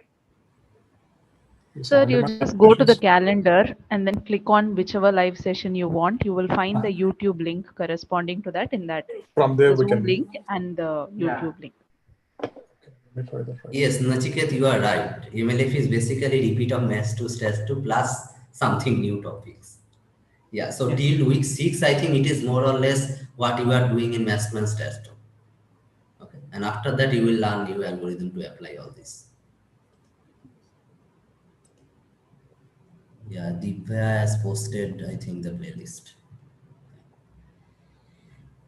Okay, so I mean, you need not to worry about NSAM because I think if you clarify all your concept, all your doubts till this point, you can answer all the questions. That is for sure. Sir, if I am able to solve this mock paper, so it will be okay to solve that in Yeah, 7. yeah. So would you be uploading the solutions of this mock on the portal? Yeah, so I think till tonight it is the deadline for mock. Yeah, I After think that 10 we will p.m. upload. Tomorrow we will upload that solution. Sir, 11 till 11, I think. Deadline But just we'll passed. upload the solution. I mean, 11 is passed. already done. So yeah, we'll upload the solution tomorrow probably. Okay, not today. Because someone also wanted to try it on their own, so let it be there. Yeah. Okay. So deadline is Sushmita, you want to say something to end this? No. I was just telling deadline just passed. Yeah. yes. No, you conclude this session. You can say something and conclude this session now. No, everyone is making good progress. Ma'am, tips That's for end sem. satisfying. Ma'am, tips for end sem. Yes, Same. ma'am. I've repeated multiple times. Every topic is important. Every week is. And That's the that we way. have heard many times something else. You must So just prepare like for how every mock topic quiz in 1 12 and weeks. mock quiz 2 was like Okay. a replica of quiz 1 and quiz 2 paper, and that mock end term will be a replica of the end term paper. So if you're able to solve mock, you just keep practicing, you will be able to get very good marks. Actually, we struggle little in quiz too. We don't feel it similar to mock. No, if you go and look at both the papers, they are actually similar. Maybe you struggled even with mock quiz 2. That's why you struggled with the actual quiz 2 paper. Ma'am, what I found was mock 1 was lot easier than the mock, and mock 2 was similar than mock. And I don't know what will happen in exam. No. What? Mock 1 was easier than quiz 1, is it? No, quiz 1 was easier than mock. Quiz 1 was much easier. Yeah, much Okay. easier. Then quiz And for 2 mock? was similar as mock 2. And then I don't know what will be happening. No, it won't be worse. That we can guarantee. Because, In quiz 2, because na, the that pattern, lengthy question, because understanding took much time for reading that big lengthy question. that's true, yeah. It More killed almost theoretical. 10 to 15 minutes. Yeah, more theoretical question was there rather than numerical. Yeah, you had to form the linear transformation and then proceed. It was like that. But ma'am, pattern is like the level is increasing, so I thought that it will like. Yeah, that's because the concepts are getting newer, no? Initially, Yeah. the concepts that were discussed were, easy and you knew everything. Yeah. At least the first 2 weeks were things which you already knew. So you just had to study 2 new weeks of content for quiz 1. Yeah. But quiz 2, everything was new. Ma'am, will we be having another mock as well? Another? Another mock? No, there's only one mock. That's it. The one that we had yesterday and today. Okay. How many questions are expected in the final? That is also similar to mock. No, ma'am, it's too much, I think. No, whatever. Not I more mean, than mock. Yeah, I mean it is solvable in that time. That we can say. So if you look at the number of questions, 25 is there. that's See, you cannot tell there are 25 questions. Once you calculate the nullity, calculating rank is no job at all. So Yeah, those are that's two true. different questions, right? Yeah, so it will be like that only. But Ma'am, Even sometimes it's like that a plus b plus c is a equation, and in one question it is asked that what is a, what is b, what is c. Yeah. Yeah.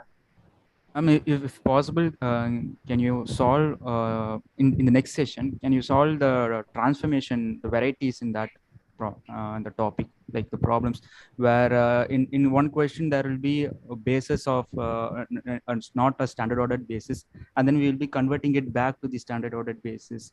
That I have solved in the Yeah, you last solved session. it, but it would be really nice if you could again, just brush Again? up it.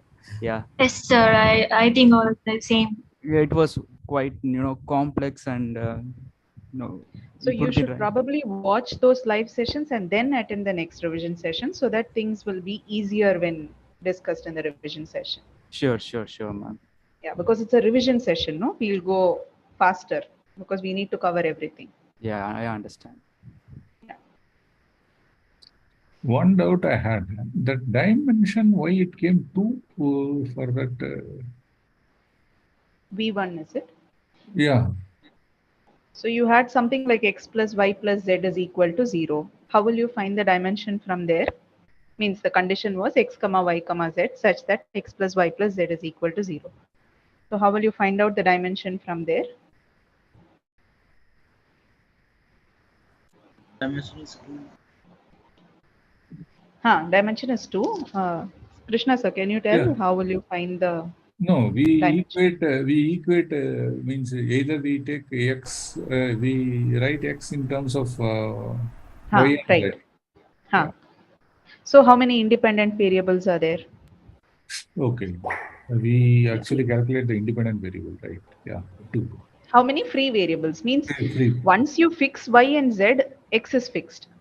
Yes. So x is dependent on the other two. Okay. Hello, madam. Yeah. Hello, madam. How do we Yes, sir. find transformation of transformation P of T, like PW of PW is equal to P square? Then how to find T of T? One question I have seen mock week 5 and 6, where P of T is mentioned. So Do how you do know we find? composition of functions? Yeah, composition of transformation P of T. Yeah, so you just apply, you know how to do F composite G, right? From maths 1. You have two functions, you find the composition. You apply the function on the right first, and then to the result, you apply the function. Means F composite G means you first find G of X, and then you apply F on G of X. So F of G of X. Okay. Who is this? Can I know your name? Santosh sir. So Santosh, today when we are doing the projection thing, so you remember I applied projection 2 times? Yeah, sir. Yeah. You remember that? This is exactly the same thing. So first apply projection 1, then again I am applying the same function, right? Okay. This is the same thing. I mean, that is also composition. Okay. Thank you. Okay. Yeah. Excuse me, sir. Yeah. Sir, I have a clarification. I wanted a clarification. When I was solving these questions, I thought it would be better if I learn how to implement these same things in Python. Because there are some resources available on internet. I was thinking about I should learn these implementations in Python too. Yeah, right. And the course was similar to the Maths 2 sessions we are doing here, like linear transformations and matrix decompositions. Mostly it covered linear algebra. So should we practice it or we should wait for our term courses that are M and No, if you can start practicing on your own, that will be great. And even we are also thinking to design something in that path where we can apply the concept of math and stats 2 in Python and to do some project like that. So we Yes, are also planning in the same line. But if you can start doing on your own, that will be great, I think. Yes, actually I found a book, Coding the Matrix. There was a name, Coding the Matrix. So it is based on using Python to apply every concept of matrix and linear algebra. Okay, great. Then you go ahead with that. Okay, thank you, sir. Yeah. Hello, sir. Yeah, so but hopefully we should stop here now, and on the next session I think we can start discussing again. Yes, sir. Great. Okay. Last सवाल था sir. When is the last session? Hello. Next session is on Friday. Yeah, go ahead. Yes, sir. छोटा सवाल था sir last. हाँ बोलो. Sir ये आपने 12 वाले क्वेश्चन में आपने को जब दो अफाइन स्पेसेस का इंटरसेक्शन लेना था तो हमने उसको वेक्टर स्पेस में कन्वर्ट किया. No, we did not have to take the intersection of two affine subspaces. We had to take intersection of two vector subspaces only, V1 and V2. अच्छा. Right? So first what we did, we first find the tangent planes, write it as affine subspaces, then we write the corresponding vector subspaces. Now the question asks to intersection of those two vector subspaces, V1 and V2. That's what we did. And in the question of 14, what we need, that is the intersection of all the three tangent planes. So there we need intersection of three affine subspaces. Okay. Yeah. So basically in all the places we are solving system of linear equation, nothing else. Yes, sir. Yes. Okay. Those are the fancy just things we are doing, but at the heart of it, it is basically solving linear system. Yes. Okay. Thank you. Yeah. Okay, so today we end it here.